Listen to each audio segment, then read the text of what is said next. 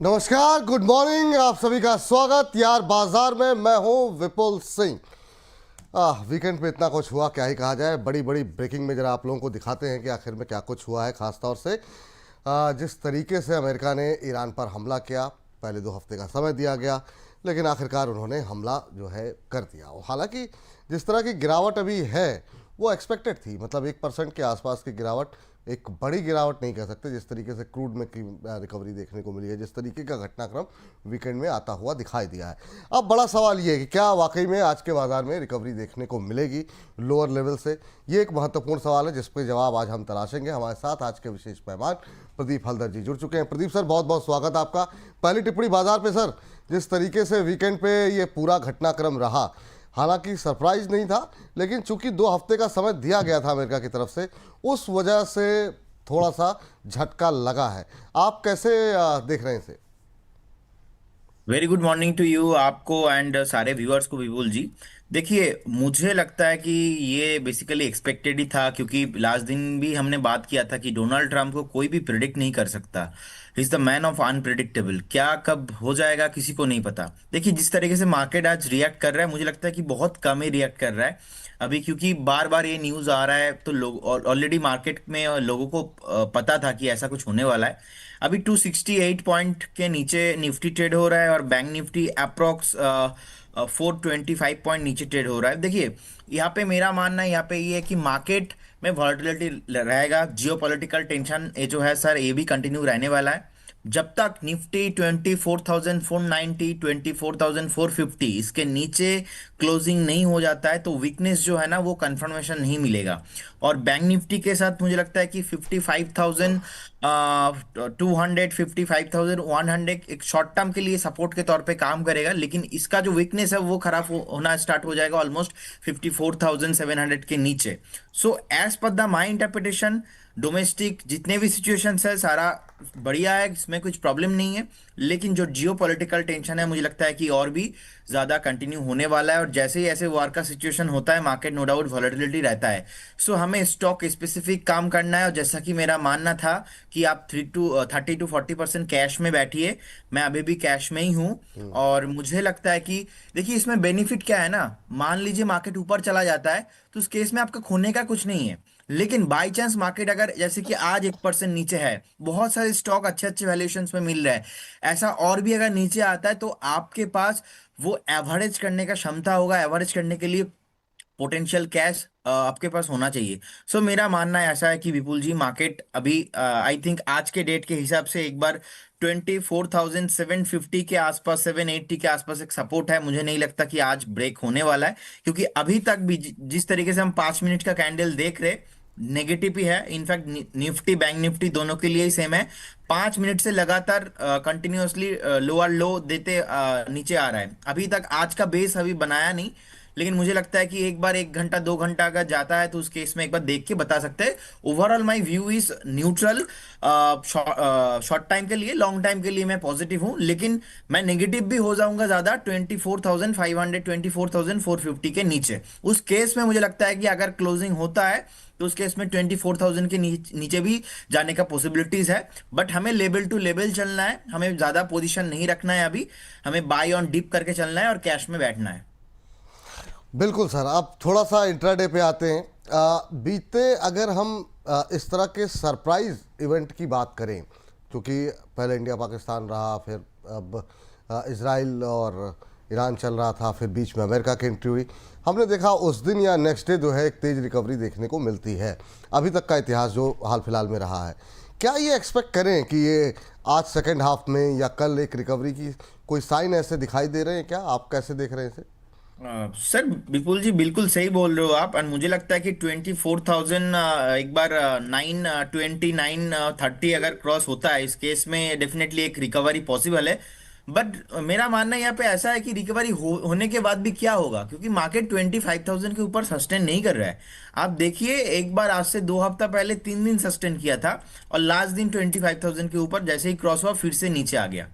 सो अगर आज रिकवरी हो भी जाता है 100 point 150 point in second half में, तो उसमें I don't think so much इसमें ज्यादा कुछ बेनिफिट होने वाला है। तो इसीलिए जब तक मार्केट लेवल को क्रॉस नहीं करता है, ऐसा मेरा मानना है, मैं भी यहाँ पे ज्यादा एग्रेसिव बाइंग या तो सेलिंग नहीं करने वाला, क्योंकि सेल साइड भी काम नहीं हो रहा है, बाइंग साइड भी काम नहीं हो रहा है। एक ऐसा सिचुएशन हो गया मार्केट, लास्ट 3 महीने में ऐसा सिचुएशन नहीं था। आप देखिए 25,000 के ऊपर क्रॉस हुआ, जैसे ही बुल ट्रैप हुआ, अभी देखिए एक न्यूज आया फिर से 25,000 के नीचे, अभी आप सेल करके जाएंगे दोपहर में आ जाएगा रिकवरी।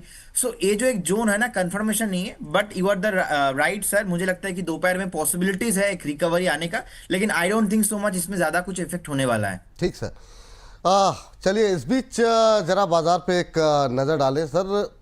जिस तरीके की स्थितियां बनती हुई दिखाई दे रही हैं, ऐसे में ख़ास तौर से कच्चे तेल में जो हमने देखा होता हुआ दिखाई दिया, लगातार बीते दिनों में हमने देखा काफ़ी तेजी अभी क्या करें आईओसी HPCL BPCL में? जैसे हमारे एक डेली लाइफ है पुष्पा जी, उनका भी सवाल है कि सर आईओसी में क्या करना चाहिए, क्या एक बार के लिए एग्जिट कर लें, क्योंकि अभी बहुत अनसर्टेनिटी है क्रूड की कीमतों को लेकर के।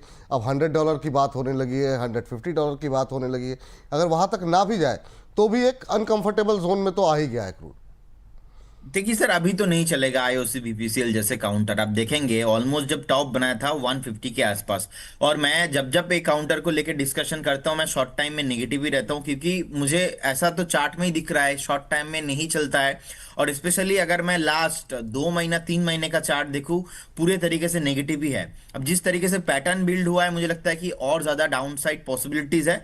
लेकिन जिनके पास होल्डिंग पे ऑलरेडी है, तो मुझे लगता है कि शॉर्ट टाइम के लिए आपको एक बार 130 के आसपास स्टॉप लॉस मेंटेन करना चाहिए। I don't think so much कि 125 के नीचे जाएगा, क्योंकि इसका जो मोमेंटम है बहुत स्लो रहता है। अगर मैं बात करूंगा बीपीसीएल का, बीपीसीएल अभी 310 के आसपास चल रहा है। ओवरऑल जितने भी ऐसे ऑयल काउंटर्स है, सारे काउंटर्स में ही एक सेलिंग प्रेशर देखने को मिल रहा है।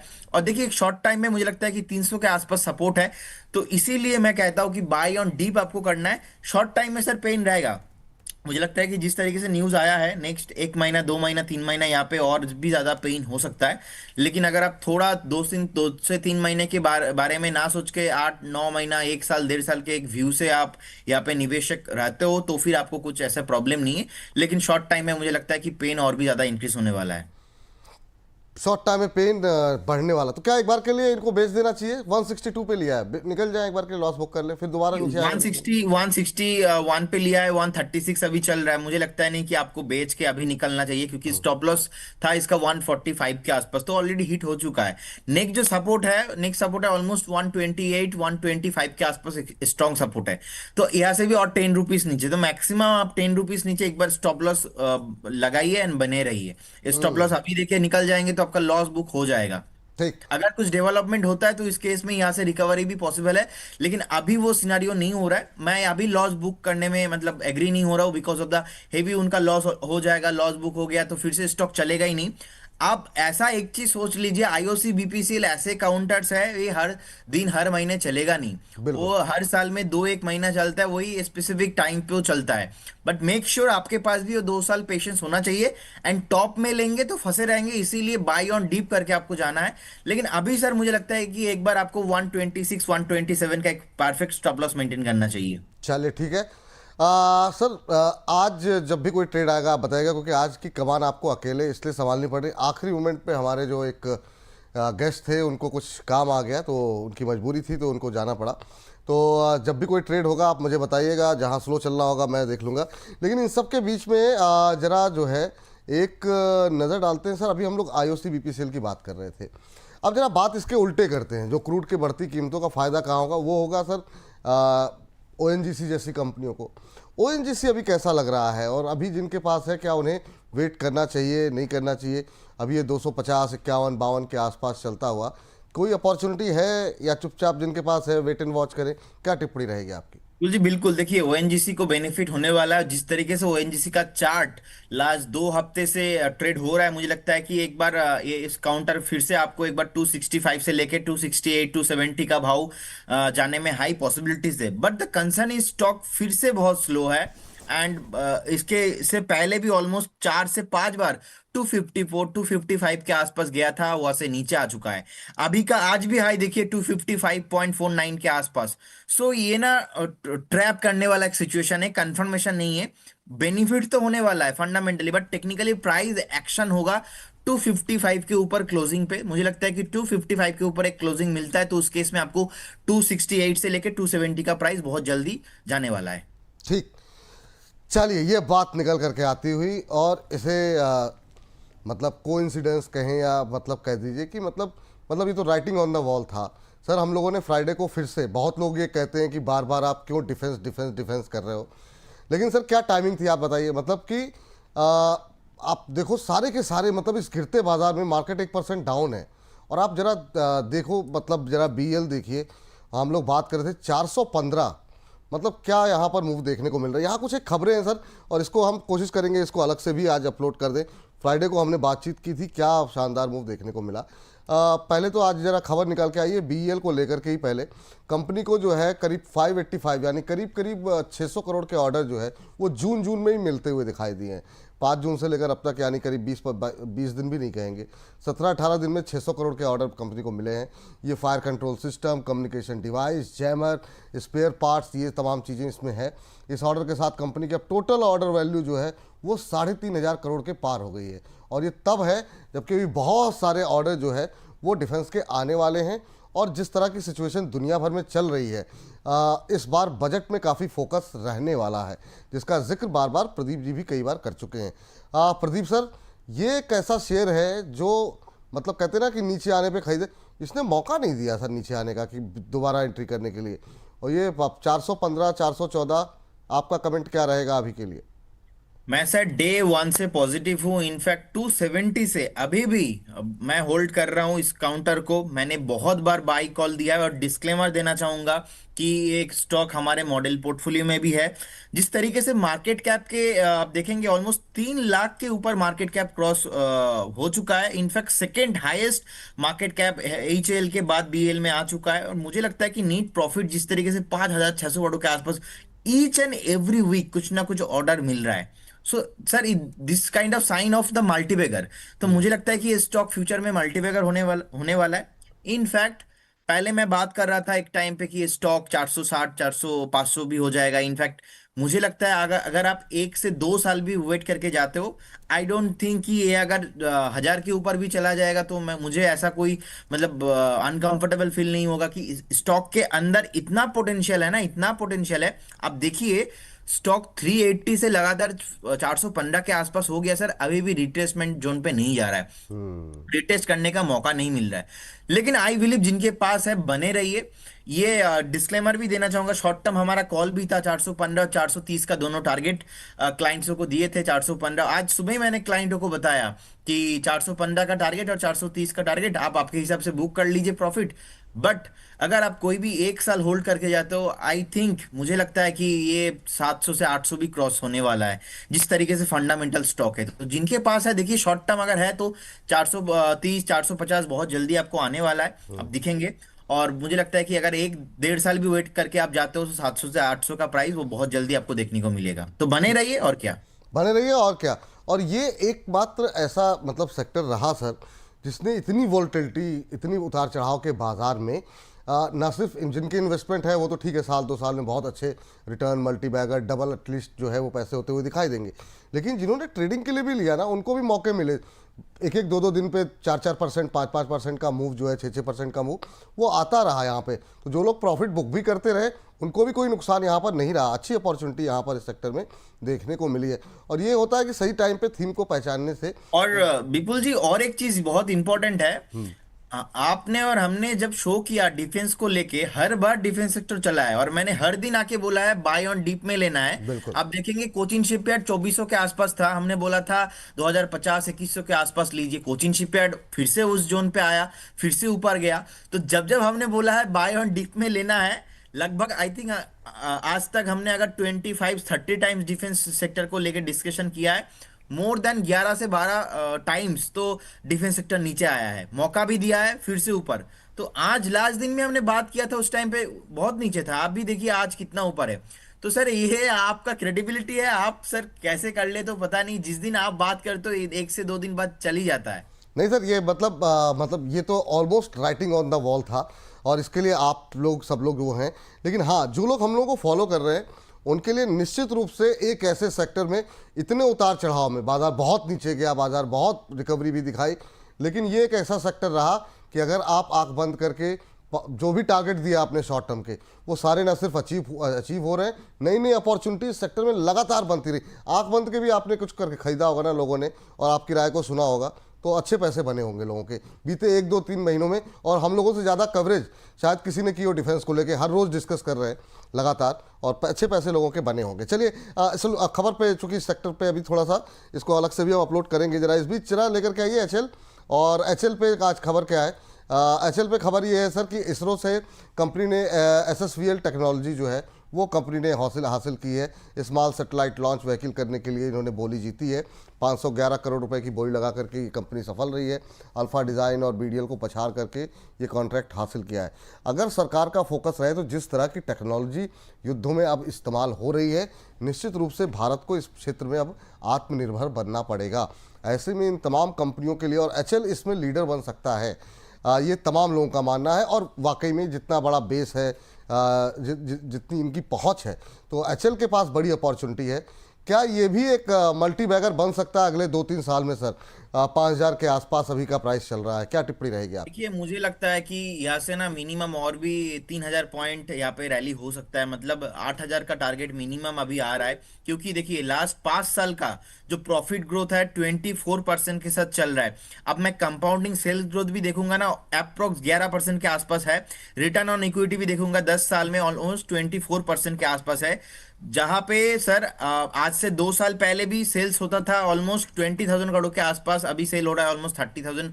ऑपरेटिंग प्रॉफिट भी सर आज से 10 साल 5 साल पहले 2,000 3,000 करोड़ के आसपास होता था, और अभी ऑलमोस्ट 10,000 करोड़ के आसपास ऑपरेटिंग प्रॉफिट है। आप देखेंगे ऑलमोस्ट एक हेल्दी जो है डिविडेंड भी प्रोवाइड किया था कंपनी ने, और ऑलमोस्ट 27.4% के साथ जो डेट था, डेट सर रिड्यूस हो चुका है, अभी डेट ना के बराबर है। और मुझे लगता है कि जो लास्ट प्रॉफिट ग्रोथ है 24%, 24.5% के साथ हुआ है। नीट प्रॉफिट पोस्ट किया है लास्ट फाइनेंशियल ईयर में ऑलमोस्ट 8,030 करोड़ के आसपास, 3,34,000 करोड़ के आसपास तो मार्केट कैप है। तो बेसिकली अगर हम चार्ट में भी देखेंगे अभी 5,000 के ऊपर सस्टेन कर रहा है। और विपुल जी हमने बहुत बार डिस्कशन किया, मैंने बोला था 4,800 पे बाई करके आपको चलना है अगर आप करंट जोन से लेते हो। ये तो स्टॉक हमने 3,200 पे 3,500 पे जोर शोर के बताया था कि आप बाई करो, बाई करके जाओ, ऐसा डायमंड आपको नहीं मिलेगा नेक्स्ट। अभी 5,000 के आसपास चल रहा है, अभी 5,000 के आसपास लास्ट 4 हफ्ता 5 हफ्ता 1 2 महीने से चल रहा है। 4,800 पे 4,750 पे भी आया था। तो इस केस में जिनको बाय करना था उन्होंने बाय किया। अभी मुझे लगता है कि होल्ड कीजिए, बने रहिए। एक रेसिस्टेंस है बेसिकली 5,200 के आसपास। इनफैक्ट स्टॉक एक अभी हेल्दी टाइम करेक्शंस बिता रहा है। मुझे लगता है कि ये जो टाइम करेक्शंस होगा ना, इसके बाद का जो रैली होगा, उस रैली में अगर एक बार 5,200 इसके ऊपर क्रॉस होता है, स्टॉक आपको ऑल टाइम जो हाई है ऑलमोस्ट 5,600 के ऊपर आते हुए दिखेंगे। और उस टाइम पे मुझे लगता है कि एक बार ना, ये जो दिसंबर है, इसी साल दिसंबर आते आते स्टॉक आपको फिर से एक बार 6,500 7,000 का भी भाव दिखा सकता है। लेकिन मैं 1.5 से 2 साल मैक्सिमम टाइम लूंगा, मुझे लगता है कि 8,000 आने वाला है स्टॉक। तो आप एक बार स्टॉप लॉस मेंटेन कीजिए करेंट जोन से। आपको एक बार 4,200 का स्टॉप लॉस मेंटेन करना है। कभी भी नीचे अगर आता है उस केस में 4,800 4,600, उस केस में आप बाई ऑन डीप करके जाइए। एक बार में डिफेंस काउंटर में पैसा नहीं लगाना है, आपको थोड़ा थोड़ा करके लगाना है। हाँ, मतलब ऐसा भी मत कीजिए ना कि बाद में फिर बिल्कुल आंख बंद करके लगा दिया और आपके कहने पे लगाया था और हम फंस गए। थोड़ा थोड़ा करके लगाते रहिए। जब नीचे आए, बाजार में इतनी उतार चढ़ाव है, ये भी यहाँ पर भी प्रॉफिट बुकिंग आ रही है, बीच बीच में आएगी, नीचे जाएंगे, वहाँ पे पैसे लगाइए। एक बार में लगा देंगे, फिर उस लेवल को आने में कहीं दिक्कत ना हो। तो जैसे जैसे मौका मिले थोड़ा थोड़ा करके खरीदते रहिए। अभी आप कोचिंग की बात कर रहे थे सर, जरा उसके लेवल्स एक बार बता दीजिए जो लोग आज देख रहे हैं आपको। एक तो कोचिंग के, और दूसरा आज जो है हम देख रहे हैं मजगांव भी काफ़ी शानदार चल रहा है, 2% से ज़्यादा ऊपर इंट्राडे हाई पे ट्रेड करता हुआ। तो ये दोनों शिपिंग डिफेंस से जुड़ी हुई कंपनियां हैं। कोचिन अभी 2200 के आसपास चल रहा है। सर कोचिन शिपयार्ड को लेके मैं पॉजिटिव हूँ। इनफैक्ट यही एक स्टॉक है जो एंटायर डिफेंस में एंड शिपिंग बिल्डिंग में, जब इसका आईपीओ आया था तब मुझे मिला था, आज से बहुत साल पहले। इनफैक्ट उसके बाद ना स्टॉक चला ही नहीं, तो मैं भी एकदम बोर हो गया यार, 4 5 साल स्टॉक चला नहीं। लेकिन उसके बाद जो बम फटा इस काउंटर में, मतलब देखने लायक है। अभी देखिए 2200 के आसपास है, 2350 2400 के आसपास था उस टाइम पे। हमने बोला था कि 2050 2100 के आसपास जब भी आता है ना, उस टाइम पे आपको बाय करना है। एग्जैक्टली वही लेवल आया। अब जिस तरीके से बेस बना दिया ना, अभी फिर से मुझे लगता है कि इसका जो हाई है, ऑलमोस्ट रिसेंट टाइम का जो हाई है 2430 2450 के आसपास स्टॉक जाने के लिए रेडी हो रहा है। और अगर इसके ऊपर भी सस्टेन करता है, मुझे लगता है कि बहुत जल्दी आपको 2700 से 2800 के भाव आने वाला है। दिसंबर से पहले पहले आपको आते हुए दिखेंगे। जिनके पास है बने रहिए विथ ए स्टॉप। आपका एक परफेक्ट स्टॉप लॉस भी होना चाहिए। स्टॉप लॉस होगा सर, मुझे लगता है 1750 1760 आपका स्टॉप लॉस होना चाहिए। स्टॉप लॉस थोड़ा दूर है लेकिन टारगेट भी बहुत बड़ा है। मुझे लगता है कि 2800 जो इसका ऑल टाइम हाई है। और इंपॉर्टेंट बात यही है कि सर परस में मूवमेंट आया, अदर्स बीएल में मूवमेंट आया, अदर्स काउंटर में मूवमेंट आया, लेकिन स्टॉक जो है अपना जो 52 वीक हाई है ना, वहां पे अभी गया नहीं। तो मुझे लगता है अभी भी आपको बाई करने का अपॉर्चुनिटीज है। ये अभी स्टॉक अभी भी अंडर वैल्यूएशन के साथ ट्रेड हो रहा है। तो जिनके पास है बने रहिए। अभी करंट जोन से आप फ्रेश बाई भी करके जा सकते हो। दो टाइम मैं हमेशा फ्रेश बाई देता हूं, या तो आप बहुत डीप में लीजिए, तो डीप में एक बार बाई हो चुका है, अब एक रिकवरी आ रहा है। तो जो रिकवरी है इसके लिए स्टॉप लॉस होगा थोड़ा बहुत। आपको पेन थोड़ा बहुत जो रिटर्न ऑन रिस्क रिवार्ड होता है थोड़ा बहुत फेवरेबल नहीं हो रहा है, तो इसके लिए स्टॉप लॉस होगा 2050 के आसपास।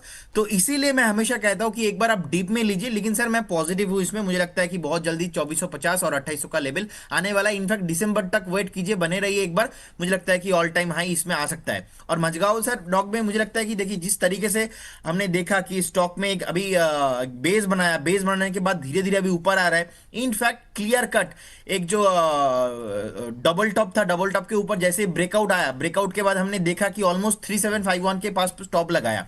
टॉप लगाने बाद सर हमने देखा कि 3130 3150 के आसपास लो भी लगाया। इनफैक्ट 3400 के आसपास बताया सर 3150 आ सकता है, 3200 एक पोटेंशियल बाइंग जोन है। इनफैक्ट 3500 के आसपास भी बताया था। एग्जैक्टली वहां पे डीप लगाया, अभी फिर से रिकवरी जोन पे है, बेस बन चुका है, फिर से मुझे लगता है कि ऑल टाइम हाई की तरफ बढ़ रहा है। जिनके पास है बने रहिए। यहाँ पे दोनों काउंटर पे भी सर मैं पॉजिटिव हूँ। चलिए, ये तो बात यहाँ पर मजगांव और कोचिंग को लेकर के निकल करके आती हुई। इस बीच केतकी शाह जी कह रही thank you Vipul sir, great program, बहुत मज़ा आता है सर और नॉलेज भी काफ़ी मिलता है। तो थैंक यू केतकी जी उत्साहवर्धन के लिए। चिराग जी कह रहे हैं sir good morning, Pradeep ji का नंबर मिलेगा क्या, कॉल कर सकते हैं? तो अब प्रदीप जी से पूछिए, बाकी उन्होंने अपना नंबर पीछे लगा रखा है, वो आप देख सकते हैं। तो आप जो है उनसे बात कीजिए। लेकिन इसके अलावा और भी बहुत सारे दर्शक आ रहे हैं। जिग्नेश भरबिया जी कह रहे हैं बिग फैन प्रदीप सर, कोई स्टॉक बाय करना है क्या चार्ट देख करके कुछ बताइए, कुछ देखना चाहिए कि नहीं देखना चाहिए। तो बहुत सारी टिप्पणियां सर आपको लेकर के भी लगातार आ रही है, बीच बीच में उसको भी हम टिप्पणी करते रहेंगे। लेकिन इस बीच में एक और डिफेंस का एक स्टॉक और पकड़ लीजिए, बीडीएल। अच्छा आज मूव देखने को मिल रहा है और बाकियों के मुकाबले ठीक चल भी रहा है, 0.25% के आसपास है 1900 2000, हालांकि ऊपर से नीचे आ रहा है। अब अभी क्या करना चाहिए सर बीडीएल को लेकर के? सर बने रहिए, कोई इशू नहीं है। 1912 के आसपास चल रहा है। मुझे लगता है कि ये स्टॉक भी बहुत जल्दी आपको जो ऑल टाइम हाई लगा था ऑलमोस्ट 2000 के ऊपर, वो भी आते हुए दिखेंगे। इंटरेस्टिंग फैक्ट यही है कि मैचगांव डॉक और बीडीएल दोनों में स्ट्रक्चर एकदम सेम टू सेम है। अब दोनों ही थोड़ा बहुत ब्रेकआउट के बाद रिट्रेसमेंट हुआ था, रिट्रेसमेंट के बाद ये फिर से अभी चलने के लिए रेडी हो रहा है। क्या होता है सर, ब्रेकआउट आता है, ब्रेकआउट आने के बाद, ब्रेकआउट मतलब दौड़ता है स्टॉक। अब दौड़ने के बाद ना थोड़ा रेस्ट लेना पड़ता है, थोड़ा पानी पानी पी लेता है, थोड़ा बैठ के एकदम सटीक एकदम थोड़ा सा रेस्ट करने के बाद फिर से स्टॉक भागता है। तो ऐसे जो रैली होता है ना, एकदम बढ़िया रैली होता है। तो बीडीएल और मजगांव डॉक दोनों का chart pattern same to same है। मुझे लगता है कि बने रहिए with stop loss of 1750। Current zone से बाय करके जा सकते हो, क्योंकि स्टॉक अभी जो बेस है कंफर्मेशन का लास्ट मतलब 80% कंफर्मेशन हो चुका है, 20% पेंडिंग है। तो बाई ऑन आप करंट जोन से करके जाइए। बहुत जल्दी आपको 2050 उसके ऊपर मुझे लगता है कि एक बार 2350 से लेके 2450, 2050 के ऊपर जैसे ही जाएगा 2350 से लेके 2450 आते हुए दिखेंगे। जी चलिए, तो यहाँ से आगे निकलते हैं, जरा अगले कुछ एक शेयरों पे बातचीत करते हैं। आज वारी ट्रेंड में है, असल में इनको कुछ एक ऑर्डर मिले थे, अब उसकी वैल्यू बढ़ करके 1480 करोड़ हो गई है। हालांकि दबाव में है ये शेयर, लेकिन वारी में क्या करना चाहिए, क्योंकि वारी पे काफ़ी क्वेरीज भी रहती हैं सर। अभी अगर हम आज देखें वारी रिन्यूएबल को जरा एक बार निकाल के देखिए, इंट्राडे हाई के पास पहुँचता हुआ ऑलमोस्ट फ्लैट ट्रेड करता हुआ 987 के आसपास भाव देखने को मिल रहा है। आपकी टिप्पणी क्या है? अब 1480 करोड़ रुपए की टोटल इनकी वैल्यू हो गई है, आज गूगल ट्रेंड में भी शामिल है, आप कैसे देख रहे हैं इसे आप? देखिए सर, बेसिकली आईपीओ आया था ना, आईपीओ आने के बाद स्टॉक परफॉर्म नहीं किया। हमने देखा कि स्टॉक जोर से नीचे आ गया। Now the concern is the valuation. मुझे लगता है कि वैल्यूएशन के हिसाब से तो सही है। जब भी कोई भी स्टॉक ऐसा न्यू होता है ना, वहाँ पे मेरा एक स्ट्रेटेजी रहता है, वो है आईपीओ हाई स्ट्रेटेजी। तो बेसिकली अभी देखिए बेस इसका है ऑलमोस्ट 890 880 के आसपास एक बेस बनाया। बेस बनाने के बाद धीरे धीरे ऊपर आ रहा है। सो आई बिलीव पोटेंशियल एक बॉटम बन चुका है। तो अभी एक अपॉर्चुनिटी है यहाँ पे बाय करने का। अभी अगर आप बाय करते हो तो मेक श्योर बहुत हाई रिस्क हो सकता है आपके लिए। आपके पास स्टॉप लॉस होना चाहिए यहाँ पे ओनली फॉर 80 रुपीज का। 80 रुपीज का आप स्टॉप लॉस मेंटेन कीजिए। मतलब स्टॉप लॉस बैठ रहा है ऑलमोस्ट 900 से लेके 910 के आसपास। तो आप 80 to 90 पॉइंट का एक स्टॉप लॉस मेंटेन कीजिए। इसमें आपका पहला जो टारगेट होगा ना 1080, और सेकंड टारगेट मेरा रहेगा 1150 के आसपास। एक स्ट्रैटेजी हो गया। आप ऐसे करके बाई ऑन डीप करके जा सकते हो करंट जोन से। सेकंड, अगर आप बाय करना चाहते हो फ्रेश, कि नहीं मैं रुकने का नाम नहीं लूंगा, फ्रेश रैली के साथ बाय करूंगा, तो मुझे लगता है एक बार 1150 क्रॉस करना चाहिए। 1150 क्रॉस कीजिए, उसके बाद बाय कीजिए। अदरवाइज अभी आप बाय करके जाते हो तो रिस्क रिवार्ड बहुत ही फेवरेबल हो रहा है। 80 रुपीज का 90 रुपीज का एक स्टॉप लॉस, और मुझे लगता है ऑल टाइम हाई भी पॉसिबिलिटीज है इसमें। ठीक, ये बात यहाँ पर निकल के आती है। अभी भी बहुत लोग बीएल के बारे में पूछ रहे हैं। सर कोच, आप हो सकता है लेट जुड़े हो, लेकिन थोड़ा सा पीछे जाके जब प्रोग्राम खत्म होगा आप लोग देखेंगे। कोशिश सर एक कीजिए बार 10 बजे जुड़ आइडिया जाइए। फोर्स देख लीजिए, एक बार आइडिया फोर्स देख लीजिए, क्योंकि इसमें ना हाँ हाँ हाँ। अभी ये हाई के आसपास है और बहुत टाइम से मैं देख रहा हूं। मतलब ओ 620 10%। सस्टेन जी कर जी रहा जी। है। इनफैक्ट जिस तरीके से बेस आया है सर, पहली बार मुझे लगता है कि बहुत दिन बाद 620 के ऊपर सस्टेन कर रहा है। मुझे लगता है एक दो दिन में ना ये 650 660 के आसपास भी जाने का हाई पोटेंशियल लगता है। क्योंकि अगर आप चार्ट देखेंगे, चार्ट में ना लास्ट टाइम ऑलमोस्ट जैसे ही 620 के आसपास आया था सर, वहां से ब्रेकडाउन हो गया था। अभी एक रेजिस्टेंस है 650 के आसपास। तो मुझे लगता है कि स्टॉक 650 से पहले रुकेगा नहीं। अगर 650 क्रॉस होता है, उस केस में आपको नेक्स्ट 3 से 4 महीने में जिस तरीके से स्ट्रक्चर बनाया 750 760 भी आते हुए दिखेंगे। तो बहुत बढ़िया स्ट्रक्चर है आइडिया फोर्स में। अभी खरीद सकते हैं सर, 611 पे खरीदें। अभी क्या है होना है, थोड़ा बहुत इंक्रीज हो चुका है, सुबह से बढ़ रहा है। तो ऐसे काउंटर में मैं इंटरडे के लिए थोड़ा कंफर्टेबल नहीं होता हूँ। लेकिन देखिए मोमेंटम तो है।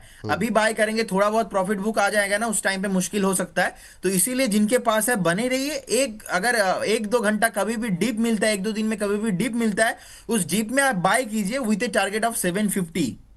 ये आपने जो छेड़ा है ना, मुझसे मिस हो गया ये।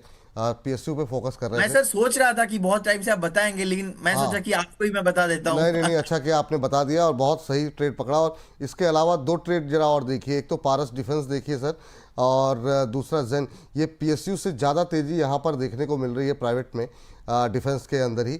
पारस डिफेंस में अब शानदार मूव देखने को मिल रहा है। ये करीब 4% ऊपर है अभी। ये बहुत लोगों को लग रहा है कि पीएसयू अकेले संभाल नहीं पाएंगे, और यहाँ पर जो है, और चूँकि छोटी कंपनियां, इनको ज़्यादा ऑर्डर बड़े बड़े मिलेंगे। कैसे देख रहे हैं? एक तो पारस डिफेंस और एक जेन, इन आरएस दोनों का के चार्ट। चार्ट एकदम बहुत बढ़िया है। इनफैक्ट लास्ट दिन ही मैंने बताया था परफेक्ट बाइंग जोन पे है, क्योंकि स्टॉक ने दौड़ लगाया था। दौड़ने के बाद जो रेस्ट लेना होता है, दैट्स कॉल्ड टेक्निकली रिट्रेसमेंट। तो रिट्रेसमेंट कंप्लीट हो चुका है, फिर से दौड़ने के लिए रेडी हो चुका है। ऑलरेडी 4% आज भागा है। मुझे लगता है कि इसका जो टॉप बनाया था ऑलमोस्ट 1915 के आसपास, बहुत जल्दी जाने के लिए रेडी हो रहा है। जिनके पास है बने रहिए।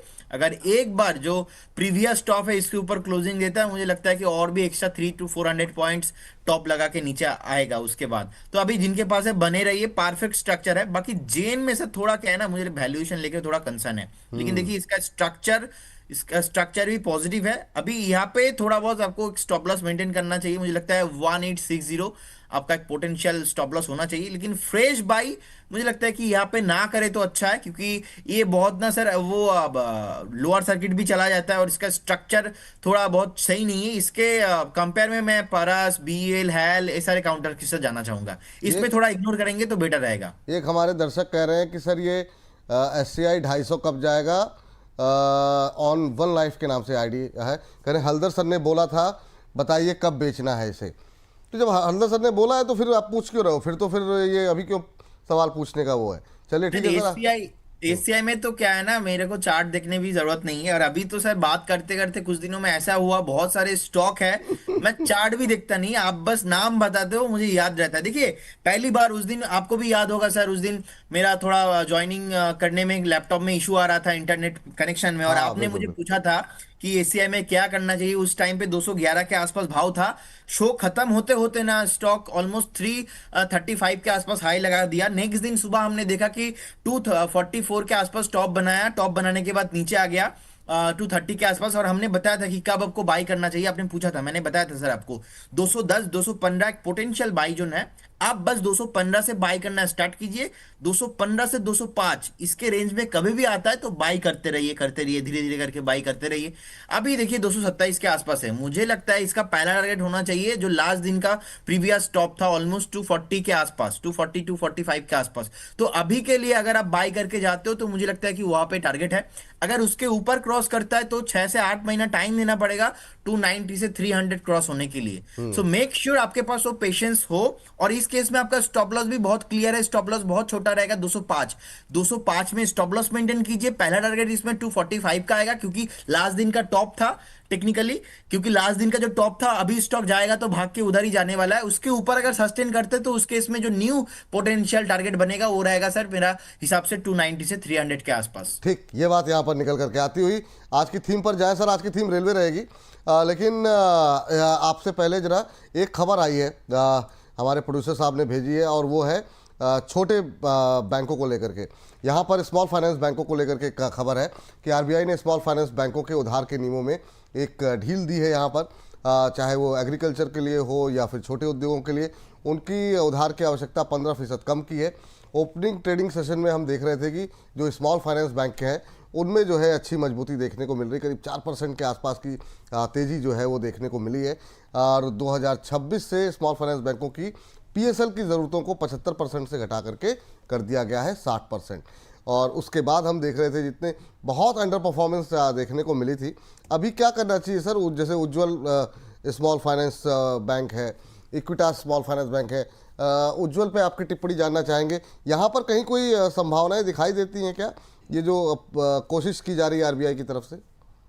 नो डाउट सर, देखिए पोटेंशियल तो है लॉन्ग टाइम में, लेकिन चार्ट में अभी वो रिफ्लेक्शन नहीं आ रहा है। जिस तरीके से लास्ट 4 से 5 महीना स्टॉक भागा है, मुझे लगता है कि एक रेसिस्टेंस है ऑलमोस्ट उज्जीवल स्मॉल फाइनेंस बैंक में 51 52 के आसपास। मुझे लगता है कि एक बार 51 52 अगर क्रॉस करता है उस केस में 60 के आसपास भाव मिल सकता है। लेकिन देखिए जिस तरीके से इनका एनपीए बहुत बड़ा है ना, जो नॉन परफॉर्मिंग एसेट है, मुझे लगता है कि थोड़ा बहुत आपको अगर लेना है बैंकिंग काउंटर में, थोड़ा बहुत अब प्राइवेट में जाइए। पीएसयू अभी चल नहीं रहा है, अगर पीएसयू में लेना भी चाहते हो तो जहां पे ट्रेंड बढ़िया है ऐसे स्टॉक के साथ जाइए। उज्जीवल फाइनेंस बैंक मैं एक बार इग्नोर करना पसंद करूंगा। ठीक। बाकी इक्विटस का भी चार्ट सर ठीक नहीं है, 64 के आसपास चल रहा है, लगातार एक बार लोअर लो देके नीचे आ रहा है। पहले बार टॉप बनाया 86 में, सेकंड टाइम टॉप बनाया 75 में, थर्ड टाइम टॉप बनाया 67 में।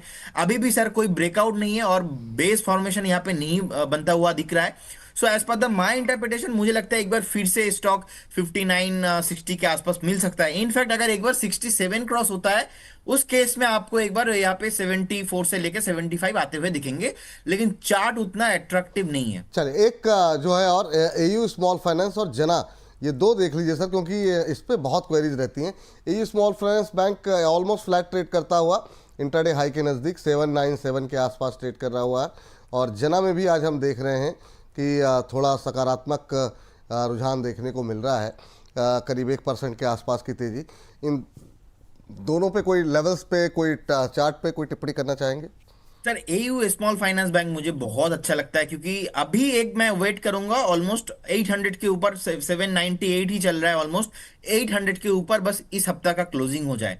अगर 800 के ऊपर इस हफ्ते में क्लोजिंग मिल जाता है एयू स्मॉल फाइनेंस बैंक पे, तो मुझे लगता है बहुत जल्दी आपको यहाँ पे 860 से लेके 900 का टारगेट होना चाहिए। देखिए चार्ट सर अगर प्राइस एक्शन बोलेंगे तो मैं वहां पे हाँ मिलाऊंगा, और डेफिनेटली वहां पे बाइंग भी तगड़ा आने का पॉसिबिलिटीज है, जैसे कि एयूएम स्मॉल फाइनेंस बैंक मुझे बहुत अच्छा लगता है। बाकी जाना बैंक के सर प्रॉब्लम सर क्या है ना, आईपीओ हुआ था उसके बाद चला नहीं, अभी एक हेल्दी करेक्शन जोन पे चला गया है। मुझे लगता है ये करेक्शंस और भी थोड़ा कंटिन्यू होने वाला है। यहाँ पे प्राइस करेक्शन भी होने वाला है, यहाँ पे टाइम करेक्शन भी होना होना चाहिए। जिस तरीके से अभी एक का पैटर्न बन चुका है, मुझे लगता है कि बेसिकली स्टॉक ब्रेकआउट देगा, ब्रेकआउट होने के बाद कंसोलिडेशन। रिसेंटली जो ब्रेकआउट आया ऑलमोस्ट 440 से लेके 430 के आसपास, अभी देखिए 492 से लेके 480 के आसपास मुझे लगता है कि कैंसिलेशन करने वाला है। सो एक बार के लिए अभी इग्नोर कीजिए जाना स्मॉल फाइनेंस बैंक को, क्योंकि मुझे लगता है जेएसएबी बैंक पे अभी उतना पोटेंशियल नहीं है। लेकिन एयूएम स्मॉल फाइनेंस बैंक अगर एक बार 800 के ऊपर क्लोजिंग होता है, एक फ्राइडे वाला क्लोजिंग इसी हफ्ता, तो मैं बाय करना पसंद करूंगा। उस केस में मुझे लगता है 880 से लेके 900 का टारगेट बहुत जल्दी आपको देखने को मिलेगा। ठीक। एक तो ऐसी लाइन आपने खींच दी है ना, अब जैसे सैयद हैदर साहब हैं, कह रहे हैं आज प्रदीप सर से कोई ब्रेकआउट शेयर मिलेगा क्या, तो ये जो है लोगों की एक्सपेक्टेशन ऐसी हो गई है। सर मुझे टाइम नहीं मिल रहा है चार्ट देखने का। हाँ, नहीं नहीं, बात सही है। आज थोड़ा सा मतलब लास्ट मोमेंट पे थोड़ा सा परिवर्तन हो गया, इसीलिए मैंने आपको इसीलिए स्टार्टिंग में बता दिया कि भाई ऐसा ऐसा है, आज की थोड़ी सी स्थिति ऐसी हो गई है। कल जो है ऐसा नहीं होगा आगे वाले दिनों में। लेकिन इस बीच सर एक चीज़ है, अगली आज की थीम पे जाएं उससे पहले, ये जो हमारा एक 4 बजे एक शो जाता है सिप की टिप, उसमें हम म्यूचुअल फंड से जुड़े हुए तमाम चीज़ों पे बात करते हैं। आज भी काफ़ी सारे सवाल आ रहे हैं, अरबान अली कह रहे हैं सर क्या डिफेंस एटीएम में एसआईपी करना चाहिए कि नहीं करना चाहिए। उसमें 2-3 लोगों ने मतलब सवाल भेजे कि प्रदीप हल्दर को बुलाइए म्यूचुअल फंड वाले शो में। तो मेरे पास जो देवेंद्र सर जी हैं वो प्रोड्यूसर, उनका क्या आप बता दीजिएगा प्रदीप जी को कि भाई मैं उनके लिए क्वेरी आ रही है म्यूचुअल फंड शो के अंदर। मैंने कहा ठीक है, हम उनसे पूछ लेंगे, अगर वो आना चाहेंगे तो बिल्कुल जो है उनको बुलाया जाएगा।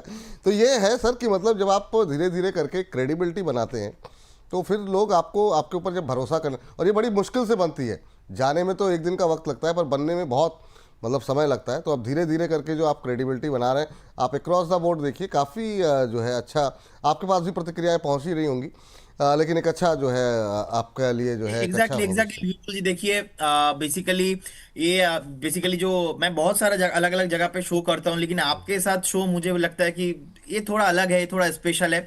और जिस तरीके से हमें लोगों ने कांटेक्ट किया, जिस तरीके से मेरे पास ये जो पीछे व्हाट्सअप नंबर है, इस नंबर पे लोगों ने कांटेक्ट किया और बहुत सारे लोगों ने हमारा सर्विसेज भी लिया, और they are very happy right now. In fact मैं ना एक चीज देखिए आपको लास्ट 4 से 5 दिन से कह रहा हूँ, आई डोंट थिंक कि आपको कोई और एनालिस्ट ने बताया होगा कि 30 से 40% कैश में बैठिए। अभी देखिए आज एक डिप मिला, तो इस डिप में अपॉर्चुनिटी तो सर है।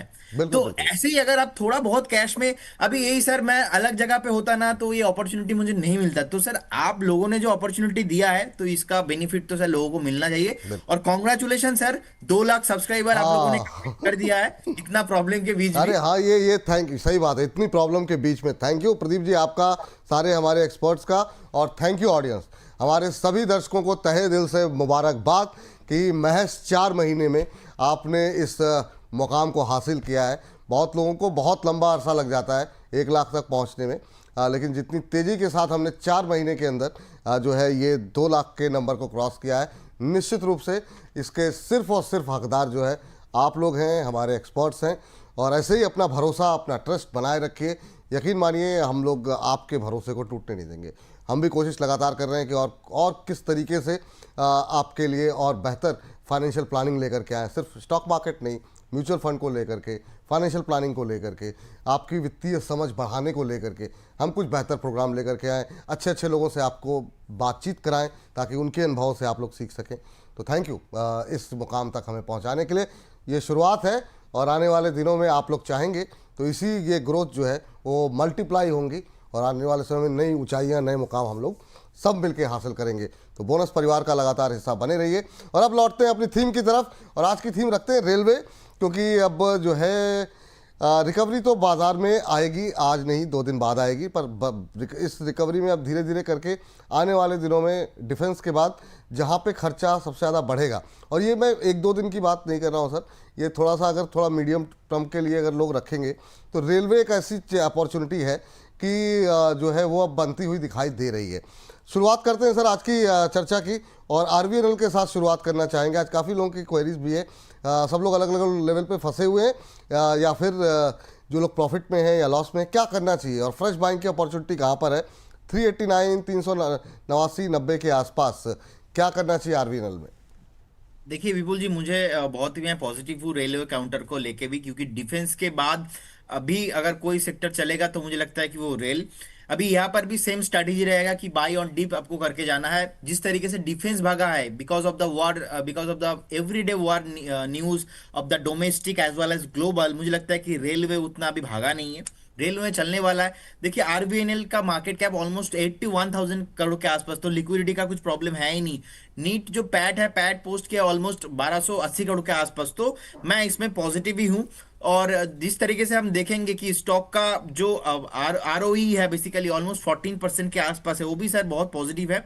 अब मुझे लगता है कि देखिए लेवल क्या रहेगा, मुझे लगता है कि 390 के आसपास चल रहा है। थोड़ा बहुत चार्ट अभी खराब है, अगर आपको बाई करना है करेंट जोन से, आपको नहीं बाई करना है 365 370। और मैं कोट अनकोट मैं बता देता हूं, जब भी मैंने ऐसा बोला है प्रीवियसली कि आपको करेंट जोन से बाय नहीं करना है, चार्ट खराब है, आपको एक बार डाउनफॉल मिलेगा उस जोन पे आपको लेना है, ऐसा 80% टाइम 70% टाइम होता है कि स्टॉक थोड़ा अच्छा वैल्यूएशन में मिल जाता है। देखिए रेलवे जो काउंटर है ना, इसमें आपको रेगुलर बाई नहीं करना, रेगुलर ट्रेड नहीं करना, आपको एक अच्छा वैल्यूएशंस के साथ बाई करना है। अब जहां पे मैं ऐसा स्टेटमेंट दे रहा हूं कि आपको इस मार्केट में एक बार थोड़ा आप कैश भी फ्री रखिए आपके पोर्टफोलियो में, तो अगर आप मान लीजिए आप कोई भी स्टॉक में एटलीस्ट 1 लाख इन्वेस्ट करना चाहते हो, तो करेंट जोन से ना आप एक बार 20,000 25,000 इन्वेस्ट कर दीजिए, बाकी 80,000 आप फ्री रखिए। थोड़ा बहुत नेक्स्ट दिन नीचे आएगा, फिर से आप एक बार यहाँ पे बाय ऑन डिप कीजिए, थोड़ा बहुत फिर से नीचे आता है तो फिर से एक बार बाय ऑन डिप कीजिए। ऐसे करके आप अगर आप एक्यूमुलेशन करते हो तो आपका जो बाइंग प्राइस होता है वो एक तरफा नहीं इन्वेस्ट हो जाता है, मतलब एक बार फटंग से इन्वेस्ट नहीं हो जाता है, तो उस टाइम पे आपका एवरेज जो प्राइस होता है बहुत अच्छा होता है और आपका पोर्टफोलियो सर बहुत हेल्दी रहता है। मुझे लगता है 390 चल रहा है, आपको यहाँ पे 365 से लेके 375 कभी भी मिलता है तो उस केस में आप यहाँ पे बाय कीजिए। आपको एक स्टॉप लॉस मेंटेन करना है 320 के आसपास, और मुझे लगता है कि स्टॉक फिर से आपको एक बार मीडियम टर्म में 7 से 8 महीने का व्यू है तो यहाँ पे आपको टारगेट आना चाहिए 430 से लेके 480। 430 मेरा पहला टारगेट रहेगा, 480 सेकंड टारगेट, और मुझे लगता है कि एक बार फिर से आपको जिसका ऑल टाइम हाई है ना ऑलमोस्ट 630 के आसपास, ये भी आपको देखने को मिलेगा। बिल्कुल। तो ये जो हमारे एक दर्शक थे कुणाल भामनिक साहब, वो कह रहे थे आरबीएल में फ्रेश बाई कब कर सकते हैं। मुझे लगता है आपको बहुत अच्छे से जो है बता दिया गया क्या करना है। अरमान अली साहब कह रहे हैं congratulation sir, next target 5 million. Sir आप ही लोगों के हाथ में है, ऐसे ही बढ़ाते रहिए, कॉन्फिडेंस भी और हम लोग का उत्साह भी। सर आईआरएफसी अगला लेकर के आते हैं। आईआरएफसी पे भी काफ़ी लोगों के क्वेरीज थी आज, तो जानबूझ के सवाल डिस्कस नहीं किया। आईआरएफसी में रिकवरी है आज आधे % के आसपास की, ये इंट्राडे हाई के आसपास ट्रेड करता हुआ 135 के आसपास चल रहा है। 150 के आसपास बहुत लोग कह रहे हैं सर कि एक रुकावट है इसमें जो है बनी हुई है। आप कैसे देख रहे हैं सर आईआरएफसी को, और अभी यहाँ पे अगर एंट्री लेनी हो तो क्या करना चाहिए? नहीं सर, परफेक्ट जोन है एक बार एंट्री यहाँ पे लेने का, क्योंकि देखिए जिस तरीके से हमने देखा कि 148 150 के आसपास एक बार रेसिस्टेंस लेके नीचे आया है, तो मुझे लगता है कि 130 का जोन बहुत बेटर था, अभी 134 के आसपास है।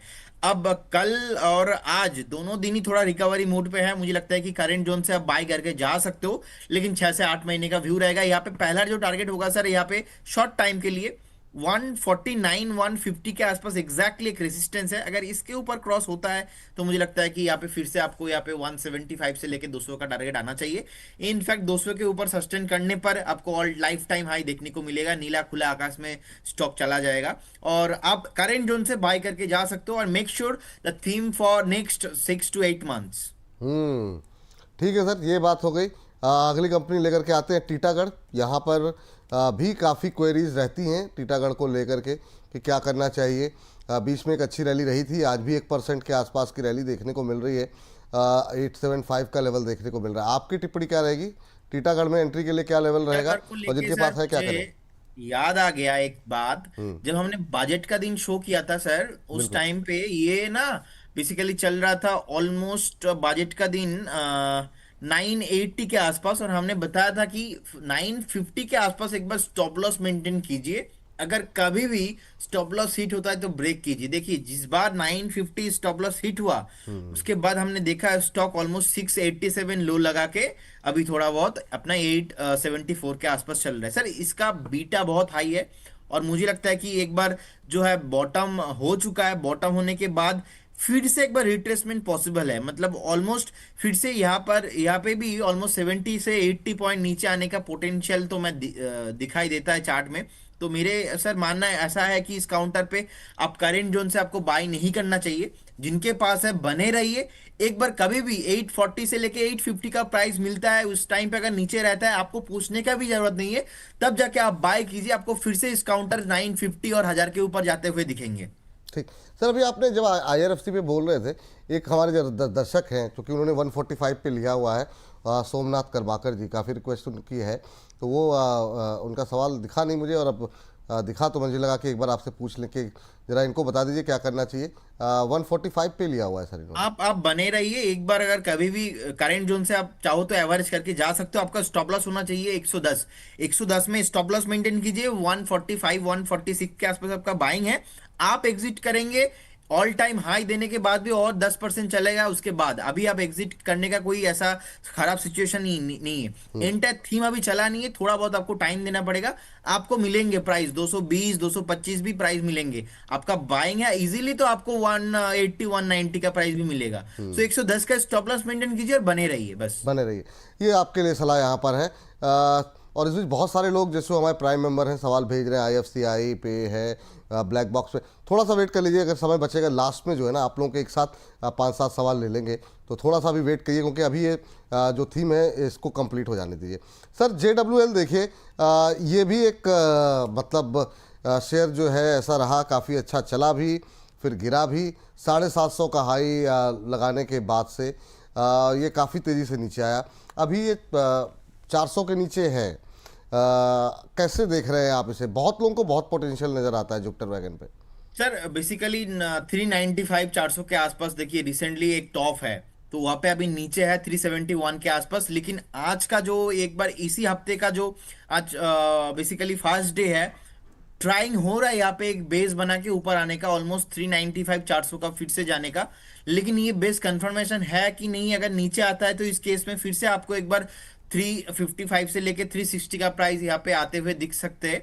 तो मेरा मानना यहाँ पे ऐसा है कि अगर आपके पास एक बार व्यू है थोड़ा बहुत नेक्स्ट 6 से 8 महीने का, तो आप एक बार यहाँ पे 20-30% निवेश करके जा सकते हो। लेकिन बाकी 80% आपको एक बार वेट करने के लिए मैं सलाह दूंगा, क्योंकि ये जो बेस बनाया, बेस कंफर्मेशन नहीं लग रहा है मुझे। तो एक बार बने रहिए इस काउंटर पे जिनके पास है। लेकिन फ्रेश बाई इस जोन से नहीं होगा, फ्रेश बाई 355 360 के आसपास ही होना चाहिए। उस केस में स्टॉप लॉस होगा आपका 320 के आसपास, और उस केस में टारगेट भी होगा मेरा 380 और 420 के आसपास। ठीक सर, तो ये टिप्पणी आ गई यहाँ पर जो है जुपिटर वैगन को लेकर के। रेल टेल जरा स्क्रीन पर लेकर के आते हैं, और रेल टेल में देखते हैं कि क्या चल रहा है इस समय। अभी रेल टेल चल रहा है 418 के आसपास, थोड़ी सुस्ती यहाँ पर ज़्यादा है, 0.25% के आसपास की गिरावट रही है, लेकिन बीच में ऑर्डर काफ़ी अच्छे रहे हैं, और एक महीने में चला अच्छा है, 10-11% के आसपास की रैली रही है। क्या कुछ यहाँ पर करना चाहिए सर? ये वो शेयर हैं जिनमें रिटेल होल्डिंग्स काफ़ी ज़्यादा है, आपकी टिप्पणी क्या रहेगी रेल टेल को लेकर के? देखिए मुझे लगता है कि आपको बाय करना चाहिए। एक सपोर्ट है ऑलमोस्ट 405 400 के आसपास, तो जिनके पास है बने रहिए। अगर आप फ्रेश बाय ढूंढ रहे हो तो एक बार आप बाय ऑन डीप करके जाइए, और करेंट जोन से आप एक बार 20-25% निवेश करके जा सकते हो। और एक डिस्क्लेमर भी देना चाहूंगा सर, लोगों को ना एक कॉन्सेप्ट जितने भी बता दो वो पता नहीं होता है। कि मान लो अभी हमने डिस्कशन किया, मान लीजिए कल दोपहर तक रैली आ गया, या कल एक दिन में रैली आ गया, तो लोग सोचेंगे तो लास्ट दिन क्या हुआ था हमने जिस दिन सुबह सर बात किया था ना, एकदम परफेक्ट टाइम था। दोपहर तक सारे स्टॉक 8% 10% 15% चल गया। तो मैं कमेंट आके चेक कर रहा था, तो लोगों ने ना कमेंट किया, अरे ये अब पुराना वीडियो चला दिया, हाँ, ये बड़ी बिजनेस वालों समस्या ने, होती ये है। ऐसा हाँ, नहीं हो सकता। ये मैंने भी देखा, ये मतलब जो है ये बड़ी समस्या होती है। लोग कहते हैं पुराना वीडियो अपलोड कर दिया है लोगों को, एक ने लिखा धोखा दे रहे हैं आप लोग, है तो ये अब क्या बोला जाए यार। अब बाजार में रिकवरी आ गई, हम लोग डिस्कशन में थे, अब आपको लग रहा है पुराना वीडियो, ऐसा नहीं है, लेकिन जिस समय डिस्कस कर रहे थे वो नीचे था, बाद में आ गई रिकवरी। जी सर। एग्जैक्टली बिल्कुल। तो जो मैं बोल रहा था ना आपको, कि देखिए हमारा मेरा मेरा पर्सनैलिटी कैसा है, मैं कैसा एनालिस्ट हूँ, बेसिकली मुझे लगता है कि आपको सेफ जाना चाहिए। इतना ग्लोबली अनसर्टेनिटीज चल रहा है। आप करेंट जोन से ना एंटायर रेलवे सेक्टर में जो भी स्टॉक्स में हमने डिस्कशन किया, जो भी आपको अच्छा लगता है थोड़ा बहुत आप भी स्टडी कीजिए, 20-30% निवेश कीजिए। बाकी जो है अगर आपको लगता है कि 50-60% निवेश करना है, बाय ऑन डीप में कीजिए। अगर आज ही रैली आ गया तो बाद में बोलिएगा कि नहीं अरे यार निवेश नहीं किया, आपने वेट करने के लिए बोला था। बिकॉज आप जितना सेफ रहेंगे ना उतना आपका रिस्क भी कम रहता है, जितना एग्रेसिव हो जाएंगे आपका रिस्क भी उतना ज्यादा हो जाएगा। सो मेक हम्म। श्योर आप कैसा आदमी हो, आप शॉर्ट टर्म वाले हो लॉन्ग टर्म वाले हो। अगर नेक्स्ट 2 साल का बात बोलूं तो मैं यहाँ पे तो कुछ प्रॉब्लम ही नहीं है, आप पूरा निवेश कीजिए। अगर मैं नेक्स्ट 6-8 महीने का बात बोल रहा हूं तो थोड़ा बहुत अगर आपको वैल्यूएशन कंफर्ट मिलता है ना, उसमें आपका ही बेनिफिट है। ठीक। सर, अब एक रेलवे और डिफेंस का मिक्सचर जो बड़ी दिग्गज कंपनी है बीएमएल, उस पर ज़रा बताइए ना क्या करना चाहिए। ये 4600 के आसपास चल रहा है, फंडामेंटली कोई समस्या नहीं है। चार्ट क्या कह रहे हैं? 25% की रैली तो एक महीने में आ गई है इस पर। सर बहुत रैली अभी रिसेंटली हो चुका है, ऑलमोस्ट प्रॉफिटेबली कंपनी है। आप देखेंगे लिक्विडिटी का भी कुछ प्रॉब्लम नहीं, 19,000 करोड़ के आसपास तो मार्केट कैप ही है। अब जिनके पास है बने रहिए, मुझे लगता है कि बहुत जल्दी आपको ऑल टाइम हाई आते हुए दिखेंगे। इनफैक्ट हमने बताया था पहली बार जब रिकमेंड किया था, उस टाइम पे स्टॉक था ऑलमोस्ट 3,800 के आसपास, 4,400 गया। मैंने बताया कि 4,000 से लेके 3,900 के आसपास एक बार हम इस काउंटर को ऐड करेंगे। स्टॉक आया था 4,106, लो लगा के फिर से 4,650 के आसपास अभी ट्रेड हो रहा है। लास्ट दिन भी सर बहुत तेजी से ऊपर आया, लास्ट हफ्ते भी। तो मेरे ख्याल से अभी जिनके पास है बने रहिए। थोड़ा बहुत यहाँ पे कंसोलिडेशन हो सकता है क्योंकि रिसेंटली जो टॉप था ऑलमोस्ट 4,400 4,480 के आसपास, इस जोन से जो ब्रेकआउट आया फिर से यहाँ पे 100-200 पॉइंट का एक बार आपको डिप मिल भी सकता है इंटरडे में, या तो कल परसों थोड़ा बहुत। तो मुझे लगता है बने रहिए, यहाँ पे all time high potential stock है, फंडामेंटल स्ट्रांग है, टेक्निकल भी बहुत बढ़िया है। और जिस तरीके से वॉल्यूम बिल्डअप हुआ सर, ऐसा वॉल्यूम लास्ट हुआ था ऑलमोस्ट मई 24 में के बाद अभी इतना जून 25 में वॉल्यूम बिल्ड हो रहा है। अब लास्ट ईयर जो वॉल्यूम बिल्ड हुआ था उस टाइम पे टॉप लगा के आया, बट इस टाइम पे सेम वॉल्यूम बिल्ड हुआ, अभी भी टॉप नहीं लगाया। सो पॉजिटिव वॉल्यूम है, डिलीवरी बेस बहुत बाइंग हो चुका है, तो मुझे लगता है कि बने रहना चाहिए। बहुत जल्दी आपको 5,000 के आसपास आते हुए दिखेंगे। हम्म। ये जो है यहाँ पर राय निकल करके आती हुई। इसके अलावा सर, अगर हम नज़र डालें तो इरकॉन पे ज़रा एक नज़र डालिएगा। इरकॉन इंटरनेशनल, एक और रेलवे से जुड़ी हुई कंपनी, जहाँ पर काफ़ी एक्सपोजर है रिटेलर्स का। 195-96 पे चल रहा है, आज इंट्राडे लो पे ट्रेड करता हुआ 1.25% नीचे। आपकी टिप्पणी क्या रहेगी सर इरकॉन पे? सर मुझे लगता है कि आप एक बार वेट कीजिए क्योंकि लास्ट 2 हफ्ते से नीचे आ रहा है। इस हफ्ते के शुरुआत भी इतना अच्छा अभी स्ट्रक्चर नहीं बना रहा है, तो मुझे लगता है एक बार 185 184 आने का हाई पॉसिबिलिटीज है, जिस तरीके से स्ट्रक्चर बिल्ड हो रहा है। तो एक बार बाई ऑन डीप करके जाइए, अभी नहीं। अभी नहीं, ये थोड़ा सा बच के रहे यहाँ पर, ज़्यादा बेहतर है। कंटेनर कॉर्प सर आपके रडार पे है क्या? कंटेनर कॉर्पोरेशन कॉन्कोर जिसके नाम से है, अभी क्या करना चाहिए? देखिए मुझे लगता है कि इस काउंटर पे भी सेम सर वही सेम स्ट्रक्चर है, लास्ट 2 हफ्ते से नीचे आया था, इसी हफ्ता सेम अभी भी जो है एक बेस नहीं बनाया, अभी ऊपर आने का ही पोटेंशियल नहीं हो रहा है कुछ। तो फिर से मुझे लगता है एक बार यहाँ पे 725 से लेके 715 पॉसिबिलिटीज है, तो जिनके पास है बने रहिए, बाय ऑन डिप करके आपको जाना है। The concern is the valuation. मुझे लगता है कि यहाँ पे बेस कंफर्मेशन लास्ट टाइम हुआ था ऑलमोस्ट 620 625 के आसपास। अगर फिर से एक बार आपको स्टॉक घूम के 715 710 के आसपास मिलता है, आप बाय कीजिए। इस केस में आपका स्टॉप लॉस होना चाहिए ऑलमोस्ट 620 के आसपास। आप बने रहिए, उस केस में आपका टारगेट आएगा 780 और 850 के आसपास। 850 के ऊपर सस्टेन करने पर फिर से आपको एक बार 960 का टारगेट आपको देखने को मिलेगा। ठीक, तो ये बात कॉन्कोर पे निकल करके आती हुई, अब जरा आखिरी के एक दो शेयर बचे हुए राइट्स लेकर के आते हैं स्क्रीन पर। सर, इस पर आए आपकी जानना चाहेंगे राइट्स को लेकर के अभी क्या करना चाहिए? Rail India technical and economic के नाम से ये कंपनी। अभी थोड़ा इग्नोर करना चाहिए राइट्स को, क्योंकि जिस तरीके से लास्ट 1-1.5 हफ्ता पहले ही हमने देखा था, रैली आया था ऑलमोस्ट 190 से लेके हमने देखा कि टॉप बना के आया 318 के आसपास। तो 318 शॉर्ट टाइम में इतना इंक्रीज हो गया था, अभी थोड़ा नीचे आ रहा है। जिस तरीके से स्ट्रक्चर इसमें बिल्ड हुआ है, मुझे लगता है कि करेंट जोन से 30 to 40% गैप है, नीचे आने में गैप फिल हो सकता है एक बार फिर से। तो अभी तक जितने भी रेल काउंटर्स को लेके हमने डिस्कशन किया, ऑलमोस्ट 200-300 के भाव के आसपास, ये स्टॉक मुझे लगता है कि ज्यादा पोटेंशियल है थोड़ा बहुत नीचे आने का। तो 30-40 पॉइंट नीचे आ सकता है क्योंकि गैप बहुत बड़ा है, वो गैप फिलअप करने आना चाहिए। तो एक बार दूरी बना के चलिए, अभी नहीं, कुछ नहीं करना। क्योंकि सर इसमें अगर बाइंग भी आएगा ना, इतना तगड़ा बाइंग आता है कि मान लीजिए अगर आज और कल में 295 इसके ऊपर क्लोजिंग देता है स्टॉक, फिर से आपको 350 360 दिखेंगे।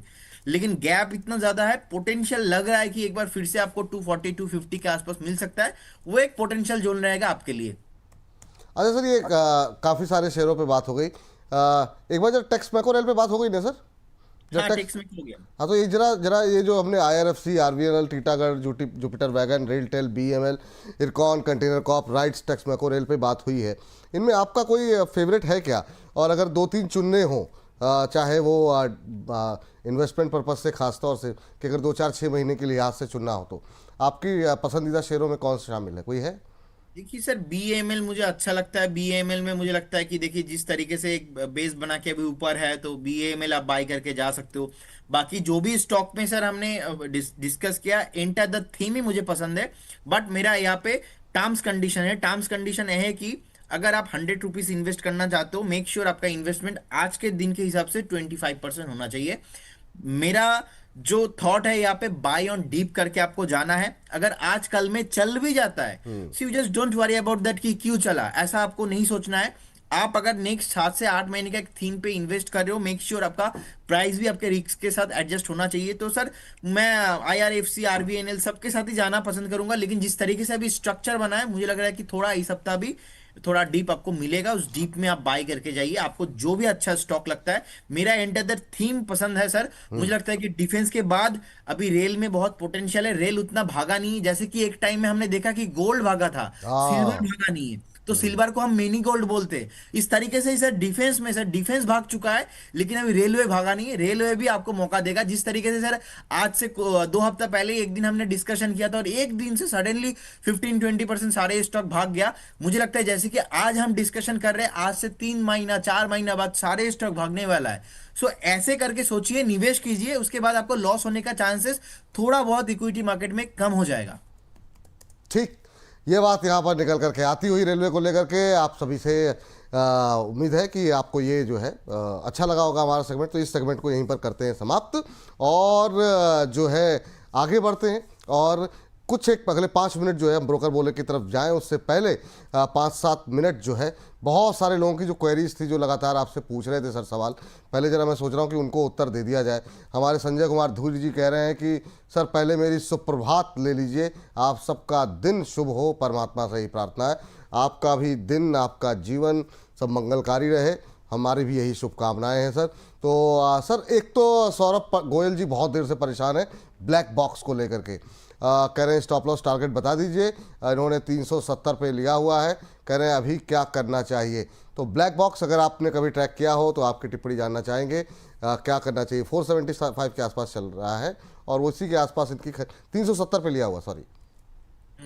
तो फिर वो तो अभी प्रॉफिट में ही है। अभी 475 के आसपास चल रहा है। मुझे लगता है कि आपको एक बार ट्रेलिंग स्टॉप लॉस मेंटेन करना चाहिए। अगर आपका बाइंग 370 के आसपास है, तो ट्रेलिंग स्टॉप लॉस आपका होना चाहिए यहाँ पे 440 के आसपास। एक ब्रेकआउट आया था 440 में, एक ट्रेलिंग स्टॉप लॉस मेंटेन कीजिए और बने रहिए। But the concern is stock not looking good as well as chart में, एंड फंडामेंटल भी उतना ज्यादा बढ़िया एक कैटेगरी वाला स्टॉक इसमें नहीं है। तो मुझे लगता है कि एक बार आप 440 के आसपास स्टॉप लॉस देके बने रहिए। कभी भी हिट होता है तो आप प्रॉफिट में ही निकलेंगे। और हायर साइड में मुझे लगता है कि एक बार अगर 495 के ऊपर क्रॉस होता है, उस केस में आपको एक बार 540 से लेके 550 का प्राइस मिल सकता है। दोनों साइड से ही मैं 3 से 4 महीने का व्यू आपको बता रहा हूं। तो एक बार उस केस में 540 560 में एग्जिट कीजिए, या तो अगर 440 आगे हिट होता है तो एग्जिट कीजिए। उम्मीद करते हैं आपको उत्तर मिल गया होगा यहाँ पर। इस बीच अगले दर्शक का प्रश्न था सर, हमारे एक दर्शक थे जिनका प्राइम मेंबर है आईएफसीआई को लेकर के सर, कि आईएफसीआई में अभी क्या करना चाहिए। तो ये बताइए। उनको ने लेवल भी बताए थे, वो मुझसे मिस हो गया लेवल जो है, लेकिन फिर भी आईएफसीआई पे अभी क्या करना चाहिए। देखिए सर, आईएफसीआई जिस दिन टॉप बनाया था ऑलमोस्ट 755 के आसपास, 756 के आसपास, उसी दिन हमने डिस्कशन किया, मुझे आज भी याद है। और मैंने बताया आईएफसीआई नहीं चलेगा, क्योंकि जो एनएससी का आईपीओ आने वाला था, मार्केट में एक न्यूज चल रहा था, और उसका मैंने बहुत बढ़िया से एक्सप्लेन किया था। अभी तक आईएफसीआई टॉप से नियर अबाउट 23% 22% नीचे है। अब बहुत सारे लोगों ने बोला था, अरे सर आपको पता नहीं है ये 90 जाने वाला है, 100 जाने वाला है। सो मेरा दोस्त थॉट ऐसा नहीं है। मैं अलग मेरा नजरिया है मार्केट को देखने का। सो अभी भी देखिए 22% नीचे, 20% नीचे है। I don't think so much IFCI बहुत ज्यादा ऊपर जाने वाला है। हाँ, रिसेंटली जितना नीचे आना था ऑलमोस्ट 57 के आसपास लो भी लगाया, तो अभी 60 के आसपास है। मुझे लगता है एक बार 62 63 जा सकता है, लेकिन मैं इसमें बाई करने का सलाह नहीं दूंगा। अगर अगर कभी भी आपका 65 66 के आसपास बाइंग भी है, मैं एक बार कहूंगा कि इस काउंटर से आप एग्जिट कीजिए, क्योंकि अभी इतना बढ़िया हमने डिस्कशन किया रेलवे को लेके, अदर्स बहुत सारे काउंटर है जहां पे आपको बैठे बैठे पैसा आएगा, लेकिन ऐसे स्टॉक आपको कंफ्यूज करके रखेगा। सो आप क्या चाहते हो? If you want to confuse your money, so you can invest. अब जैसे हमारे जो मिल गए ये पठान साहब, पठान इस्लाम ग्वालियर से हैं, 60 पे लिया हुआ है, तो एक बार के लिए ब्रेक इवन पे है, निकल जाए क्या फिर? नहीं, 60 में अगर आपने लिया है तो इसमें साइकोलॉजी अलग होगा। इसमें रिसेंटली जो एक लो लगाया था ऑलमोस्ट 56.50, 56.50 आप एक बार ऑलमोस्ट 3.5% के आसपास आप एक बार स्टॉप लॉस मेंटेन कीजिए, बने रहिए। आपको एक बार फिर से एक बार 64 65 के आसपास मिलेगा। थोड़ा 3 4 5 रुपीज लेके निकल जाइए, लेकिन मेक श्योर आपका व्यू होना चाहिए शॉर्ट टर्म। यहाँ पे मल्टीपे का डिकेट टू डिकेट कुछ सीन नहीं होने वाला। ठीक।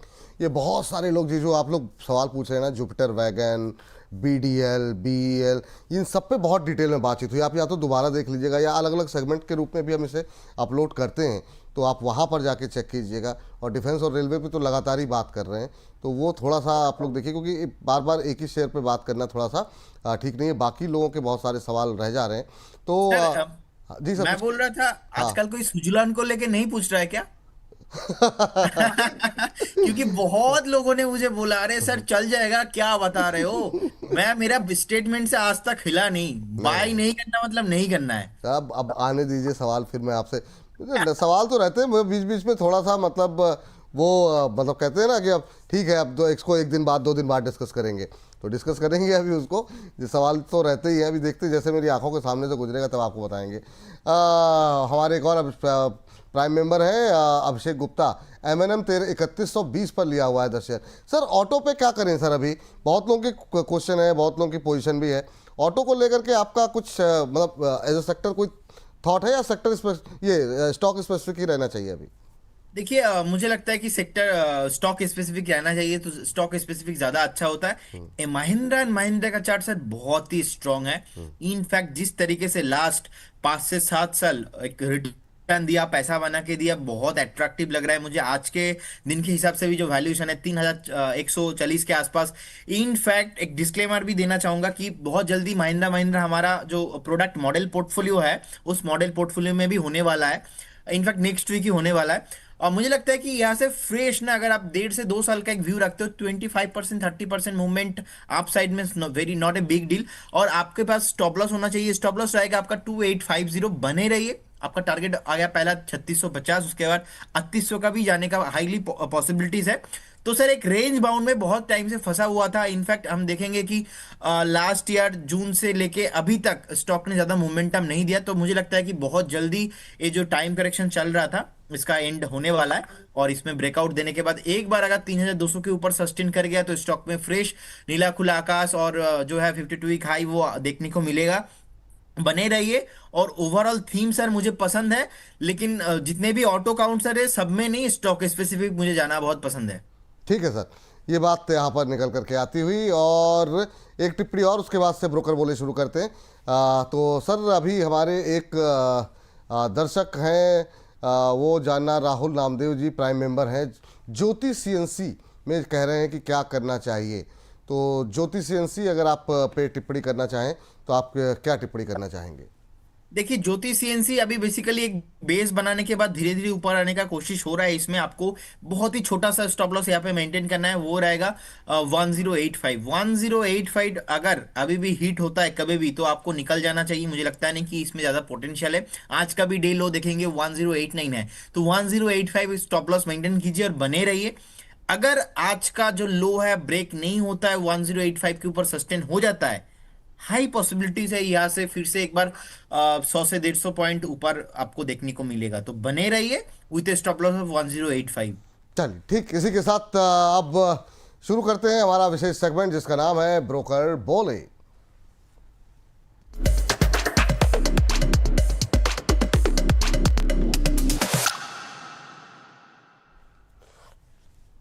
ब्रोकर कहाँ बोल रहे हैं, खासतौर से इंटरनेशनल ब्रोकरेज हाउसेस की बहुत सारी रिपोर्ट्स को लेकर के हम खंगालते हैं और उसमें जो आपके पसंदीदा, आपके फेवरेट शेयर्स कौन से हैं और जो ट्रेंड में हैं उन पे बातचीत हम करने की कोशिश करते हैं और उस पर आखिरी मोहर लगाते हैं हमारे अपने एक्सपर्ट प्रदीप हल्दर जी हमारे साथ जुड़े हुए हैं।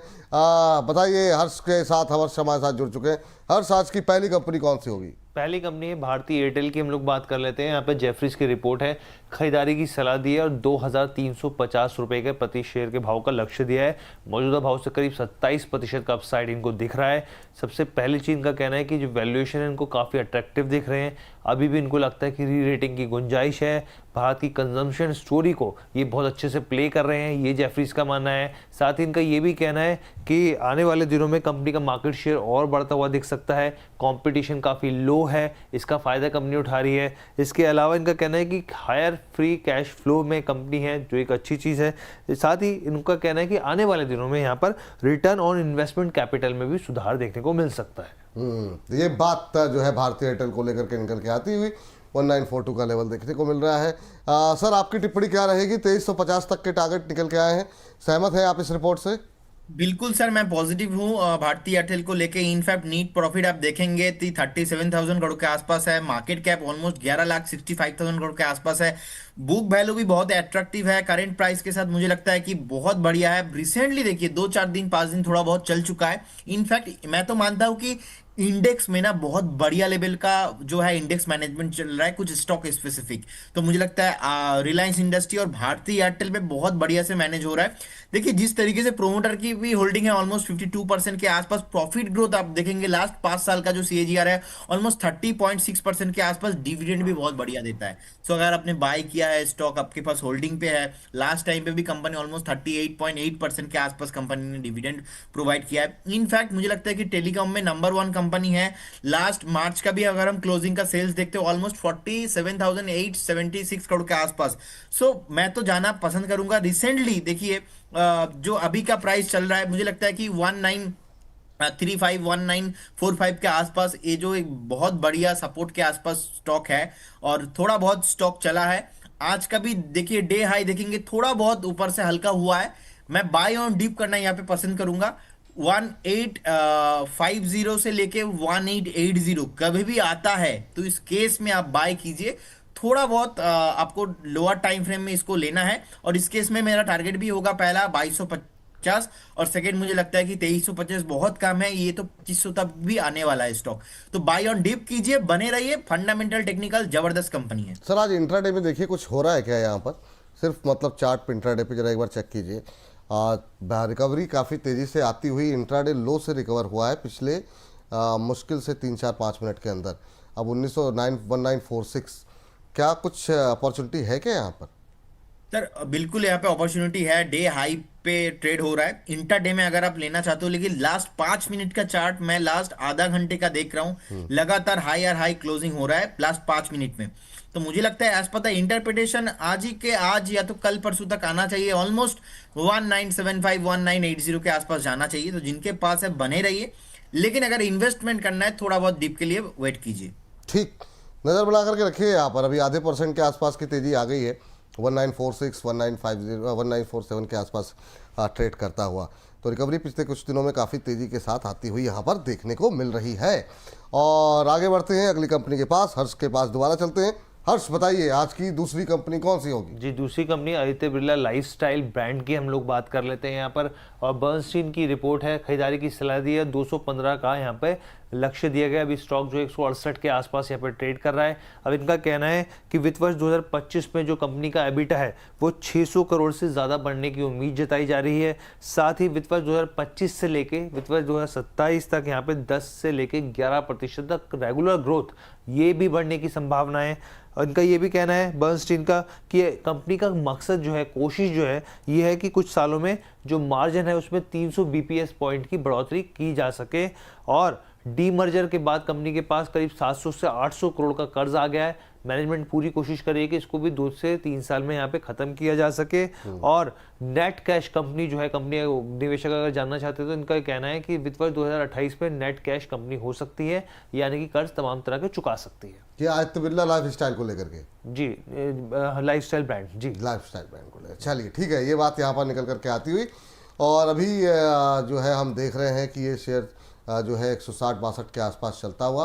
सर आपकी टिप्पणी क्या रहेगी इसको लेकर के, आदित्य बिरला लाइफस्टाइल को लेकर के? सर यही है ना 159 160 के आसपास जो बिल्कुल चल बिल्कुल बिल्कुल सही पकड़े। डीमर्ज अब हुआ है जी। देखिए ज्यादा डेटा नहीं है मेरे पास इसमें हाँ, तो इसमें चार्ट्स अवेलेबल नहीं होंगे, अगर आप कोई कमेंट करना नहीं भी हाँ करना तो चाहें तो कोई बात बेसिकली मुझे लगता है कि एक स्टॉप लॉस मेंटेन कीजिए 150 के आसपास, तो 150 आपके एक स्टॉप लॉस होना चाहिए। बाकी 150 के नीचे कभी भी जाता है तो इस काउंटर पे आपको नहीं रहना है। और एक बार मैं वेट करूंगा, नेक्स्ट एक दो हफ्ता एक बार देखूंगा, उसके बाद जाके यहाँ पे कुछ बड़ा डिसीजन लूंगा। एटलीस्ट मुझे 180 के ऊपर तो क्लोजिंग चाहिए, अभी नहीं मुझे एंट्री करना है। और किसी को भी अभी मुझे लगता है कि एंट्री नहीं करना बेटर रहेगा इसमें। बाकी सेम ग्रुप से आता है आदित्य बिरला कैपिटल। लास्ट दिन ही मैंने एक्सप्लेन किया था कि 260 के आसपास, अभी देखिए 265 के आसपास चल रहा है। Cup and handle pattern basically formation हुआ है। डिस्क्लेमर भी देना चाहूंगा, हमने हमारे क्लाइंट को भी रिकमेंड किया है, और हमारे जो प्रोडक्ट है मॉडल पोर्टफोलियो वहां पर भी हमने आदित्य बिरला कैपिटल इस काउंटर को रिसेंटली ऐड किया है। So no doubt is a very good company, और मुझे लगता है कि मल्टी ईयर ब्रेकआउट यहाँ पे आया है। सो जब एक काप एंड हैंडल पैटर्न ऐसा होता है वीकली चार्ट में, तो उस केस में स्टॉक यहाँ से 100% 200% नेक्स्ट 1.5 से 2 सालों में भागता है। तो कभी भी अगर आपको यहाँ पे, मैंने आपको सर टारगेट दिया था यहाँ पे 275 295 के अराउंड, ये सर शॉर्ट टर्म टारगेट है। लेकिन आई बिलीव नेक्स्ट 6 महीना अगर आपके पास टाइम है तो यहाँ पे आपको 350 टारगेट आते हुए दिखेंगे। काप एंड हैंडल पैटर्न है, वीकली चार्ट में फॉर्मेशन बना है। अभी भी खरीद सकते हैं क्या? बहुत तेजी से ऊपर जा रहा है सर, 2% ऊपर आज। क्या बात लास्ट है, दिन ही मतलब हमने लास्ट दिन ही डिस्कशन किया था 260 में, तो 265 चल रहा है, तो अभी भी खरीद के आप जा सकते हो। लेकिन मेक श्योर 340 से पहले आपका एग्जिट होना नहीं चाहिए, 6-8 महीने का व्यू होना चाहिए। और इस केस में स्टॉप लॉस होगा 203 205 के जो। तो अभी लाइफ स्टाइल से अच्छा चार्ट क्या ये जो है आदित्य बिरला कैपिटल का लग रहा है ना sir? Yes definitely sir, cup and handle formation हुआ है। Basically cup and handle formation sir ऐसा होता है ना, जैसे कि हम कॉफी खाते हैं सुबह सुबह उठ के, तो काप होता है, उसके पीछे एक हैंडल होता है। अब उसका ना रिट्रेसमेंट होता है, तो रिट्रेसमेंट के बाद का जो रैली है वीकली मंथली बेसिस पे अगर आता है, तो उस केस में मैक्सिमम स्टॉक बहुत जोर से ऊपर जाता है। सो आदित्य बिरला कैपिटल में मुझे ऐसा ही फॉर्मेशन लग रहा है, और मुझे लगता है कि करंट जोन से भी आप बाय करके जा सकते हो। ये आपसे टेक्निकल एनालिसिस सीखना हो सर मुझे, तो फिर कैसे, मतलब टाइम है आपके पास सिखाने का? सर आप तो सर जानते हो, आप अरे बताते नहीं हो, क्योंकि जिस तरीके से आपका स्टॉक पिकिंग है, मुझे तो कभी कभी डाउट होता है आपको बहुत अच्छे से टेक्निकल एनालिसिस अरे आता है। मैं तो आपसे सीखना चाह रहा हूँ, थोड़ा समय दीजिए हमको भी, मतलब cup handle definitely saucer. Sir, सिखा दूंगा मैं। पक्का पक्का, ठीक है, मैं आपसे संपर्क करूंगा। चलिए, तो ये बात निकल करके आती हुई एबी कैपिटल के चार्ट थोड़े से ज़्यादा बेहतर दिखाई दे रहे हैं करंट लेवल के आधार पे। और इंट्राडे आज कहाँ से कंपनियां ढूंढ के ला रहे हैं हर्ष, मतलब सब में भारतीय एयरटेल इंट्राडे हाई पे।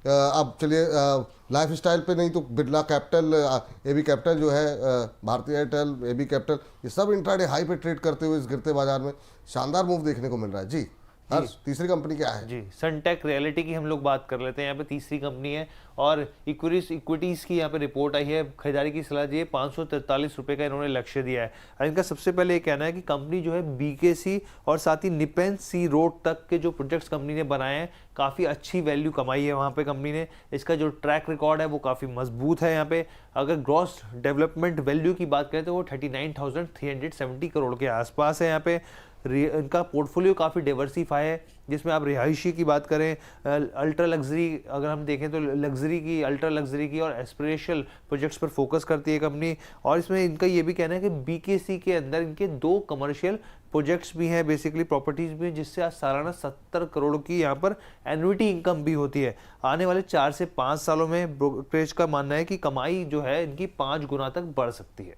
ठीक, ये बात सनटेक पे आ रही है, लेकिन हमारे एक ममराज जी हैं, कह रहे मेंबर हम भी हैं, लेकिन मैसेज ज़्यादा आ जाते हैं इसलिए मिस हो जाता है। कोई बात नहीं सर, अभी 1 बजे हम लोग डिस्कस कर लेंगे, आप निश्चिंत रहिए। सवाल हम कोशिश ये करते हैं कि आपका नाम भले ना आए, लेकिन मिस हो सकता है सवाल आपके, हम कोशिश करेंगे कि बिल्कुल जो है कवर कर लें। सर सनटेक रियल्टी शेयरों में क्या करें सर? 433 के आसपास चल रहा है, आपकी टिप्पणी 543 का टारगेट दिया है यहाँ पर इक्विरस की तरफ से। देखिए नो डाउट सर, रियलिटी में मैं पॉजिटिव हूँ। The concern is the valuation. अभी देखिए इसके ऊपर मुझे लगता है कि अदर जो भी काउंटर्स है, लोधा, डीएलए, गोदरेज, प्रेस्टीज, सारे ना ओवर सारे पॉजिटिव है और मार्केट कैप और प्रॉफिटेबल कंपनी है कंपेयर टू सनटेक।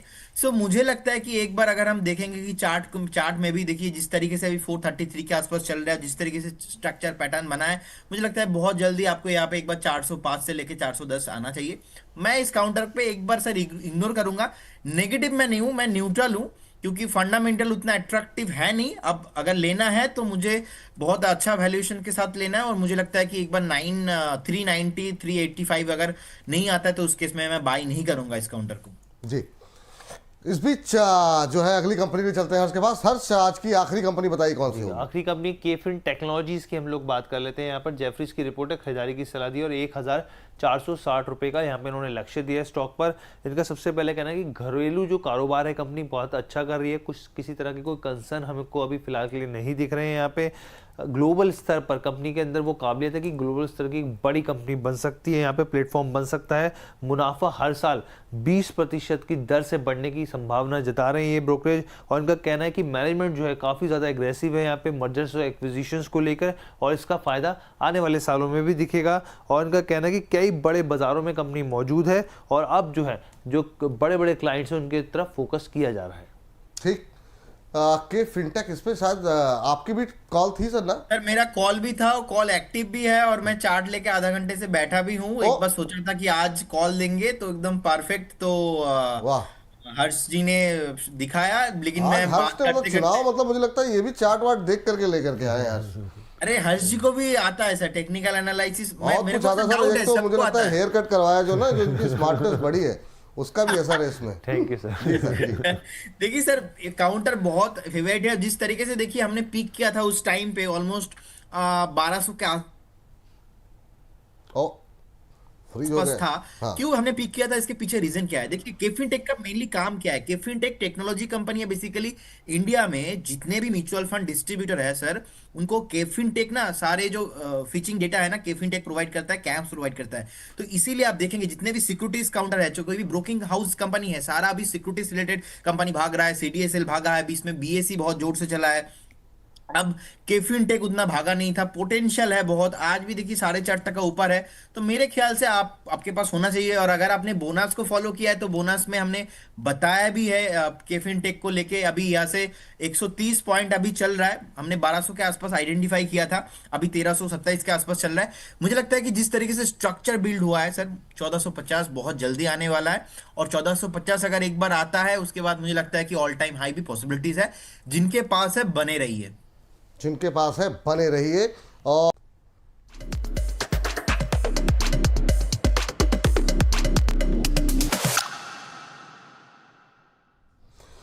चलिए अब आज के कार्यक्रम को समाप्त करते हैं, लेकिन उससे पहले भाई शंकर सिंह जी, आप लोग मतलब इतना दबाव मत बनाइए प्रभु। कह रहे हैं विपुल जी, एक तो मेरी मेंबरशिप बंद हो गई, ऊपर से आप सवाल नहीं ले रहे हैं, दोबारा मेंबर बनने के लिए क्या करें? अब इनका प्रश्न मैं लूँ उससे पहले कह रहे हैं कि आज अगर सवाल नहीं लिया तो आज के बाद से सवाल नहीं भेजो। सर इतना दबाव मत बनाइए, मतलब जब से कार्यक्रम शुरू हुआ सवाल ही डिस्कस कर रहे हैं। प्रदीप जी बेचारे 4 बार पानी पी चुके, मतलब उनका भी गला सूख गया बोलते बोलते। सर इनका सवाल ये है कि कह रहे हैं जिंदल स्टील के बदले मैं क्या JSW इंफ्रा या JSL में शिफ्ट कर लूँ? तो ये जिंदल स्टील इन्होंने 960 पे बाय किया हुआ है, तो कह रहे हैं क्या मुझे शिफ्ट कर जाना चाहिए? इनके पर क्या टिप्पणी रखेंगे आप, कुछ सलाह देंगे इनको आप? देखिए जिंदल स्टील अभी 898 ऑलमोस्ट 900 के आसपास चल रहा है। स्ट्रक्चर तो सर वीकली बेसिस पे अभी भी ठीक नहीं हुआ, मैकडी अभी भी नेगेटिव ही है, जो MACD हम देखते हैं इसमें टेक्निकली। तो अभी भी मुझे लगता है कि एक बार फिर से आपको एक बार 870 से लेके 880 का प्राइस यहाँ पे आ सकता है। अब अगर आज कल में रैली हुआ 900 के ऊपर सस्टेन करता है, क्योंकि अभी 900 के आसपास ही चल रहा है, 900 के ऊपर अगर एक दिन सस्टेन हुआ तो उस केस में आपको फिर से एक बार 940 950 प्राइस आ सकता है। लेकिन JSW सर इंफ्रा मुझे इतना अट्रैक्टिव नहीं लग रहा है, थोड़ा आपको यहाँ पे टाइम करेक्शन देना पड़ेगा। फंडामेंटल सर अच्छा है, फंडामेंटल पे कुछ इशू नहीं है। द कंसर्न इज कि स्टॉक अभी नहीं चलेगा। 288 यहाँ पे स्टॉप लॉस होना चाहिए, जिनके पास है बने रही। दोनों काउंटर ही सर अच्छा लग रहा है, लेकिन इमीडिएटली नहीं चलेगा। जरा सर जाने से पहले जरा एक MRPL देखिए जरा क्या हुआ यहाँ पर एकदम से।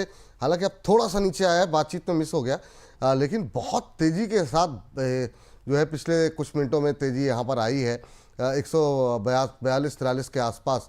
क्या करना चाहिए सर, अभी करंट लेवल पे कुछ है या फिर अब प्रॉफिट बुकिंग आने लगी है तो अवॉइड करना चाहिए?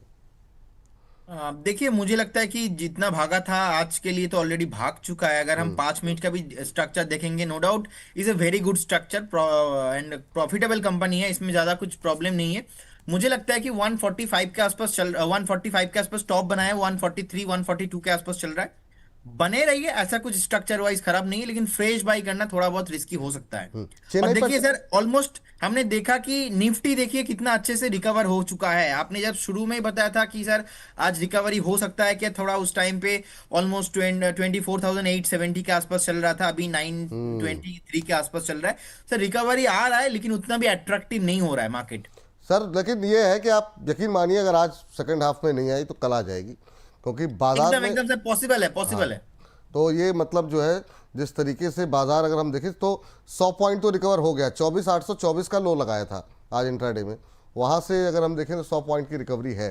तो मतलब जिस तरह का इवेंट बीता है ना सर, उस तरह का पैनिक नहीं है। ठीक है, बाजार टूटा है और भाई क्रूड इतना ऊपर चला गया, ईरान पे अटैक हो गया, आगे चल करके अनसर्टेनिटी का माहौल है, लेकिन उसके बावजूद एग्जैक्टली विपुल जी, एग्जैक्टली मैं यहाँ पे 2 लाइन ऐड करना चाहूंगा। देखिए, एक चीज देखिए, मार्केट ज्यादा रिएक्ट नहीं कर रहा है ट्रेड अभी। तो देखिए जिस तरीके से कल ट्विटर में चल रहा था कि आज ब्लैक मंडे होने वाला है, ये है वो है, मार्केट रिएक्ट नहीं किया।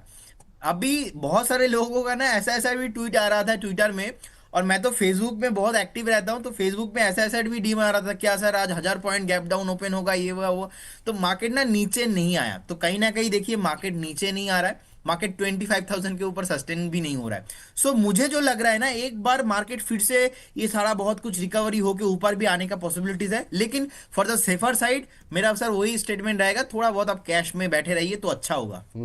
सर जाते जाते जरा चेन्नई पेट्रो एमआरपीएल के साथ मैं बोल रहा था, वो मिस हो गया। जरा ये भी देख लीजिए, 7% ऊपर ये भी है, 675 के आसपास। ये दोनों के चार्ट बिल्कुल एकदम से ऊपर गए हैं। तो खबर अभी आएगी तो देखते हैं, क्योंकि अभी तो खबर आई नहीं है कोई जी। सर अभी मुझे लगता है कि चेन्नई पेट्रोल में आपके 685 के आसपास एक रेसिस्टेंस है। सो चेन्नई पेट्रो बताते बताते मुझे चेन्नई एक्सप्रेस का नाम याद आ गया, वो वाह, अपना शाहरुख खान वाला। अरे सर फिल्मों पे मतलब फोकस रहता है। वैसे भी आपकी जितनी डिमांड बढ़ रही है, शाहरुख खान टाइप हो ही गए हैं आप, तो ठीक है अपना। देखिए 685 के आसपास बेसिकली एक टॉप है, 685 के बाद फिर से स्टॉक चलेगा। अभी आज के दिन के लिए मुझे लगता है कि चल चुका है, 681 है ये। 685 के ऊपर अगर सस्टेन करता है, उस केस में मुझे लगता है 725 से लेके 730 का प्राइस बहुत जल्दी आपको देखने को मिलेगा। इस केस में आपको एक स्टॉप लॉस भी मेंटेन करना है। आज का डे का हिसाब से आपका डे का लो है ऑलमोस्ट 627, 625 में एक स्टॉप लॉस मेंटेन कीजिए और बने रहिए। ठीक सर, बहुत बहुत शुक्रिया, बहुत बहुत धन्यवाद सर। जाने से पहले कोई डिस्क्लोजर आपकी तरफ से? जो भी स्टॉक में मैंने बात किया, कोई भी स्टॉक मेरा होल्डिंग पे नहीं है, no conflict of interest from my side and मेरा अदर्स एनालिस्ट साइड से भी। बहुत सारे स्टॉक्स में हमने डिस्कशन किया, स्टॉक्स हमारे मॉडल पोर्टफोलियो एंड हमारे प्रोडक्ट में जो हमारे क्लाइंट्स हैं उनके पास भी हो सकता है क्लाइंट के holding. Investment in securities market subject to market risk. Market में कुछ भी 100% गारंटी प्रॉमिस रिटर्न नहीं होता है, पास्ट परफॉर्मेंस फ्यूचर में रिफ्लेक्ट नहीं करता है। आप एक बार सोच समझ के ही निवेश कीजिए, स्टडी करके। थैंक यू सो मच, बहुत बहुत धन्यवाद sir. Thank you so much, बहुत बहुत धन्यवाद सर। ऐसे ही आपका एनर्जी लेवल बना रहे, ऐसे ही आपकी अच्छी अच्छी कॉल चलती रहे और लोगों का आपके पर भरोसा वो दिन दूना रात चौगुना बढ़ते रहे। यही सब शुभकामनाएं सर, खूब तरक्की करें आप। इस कार्यक्रम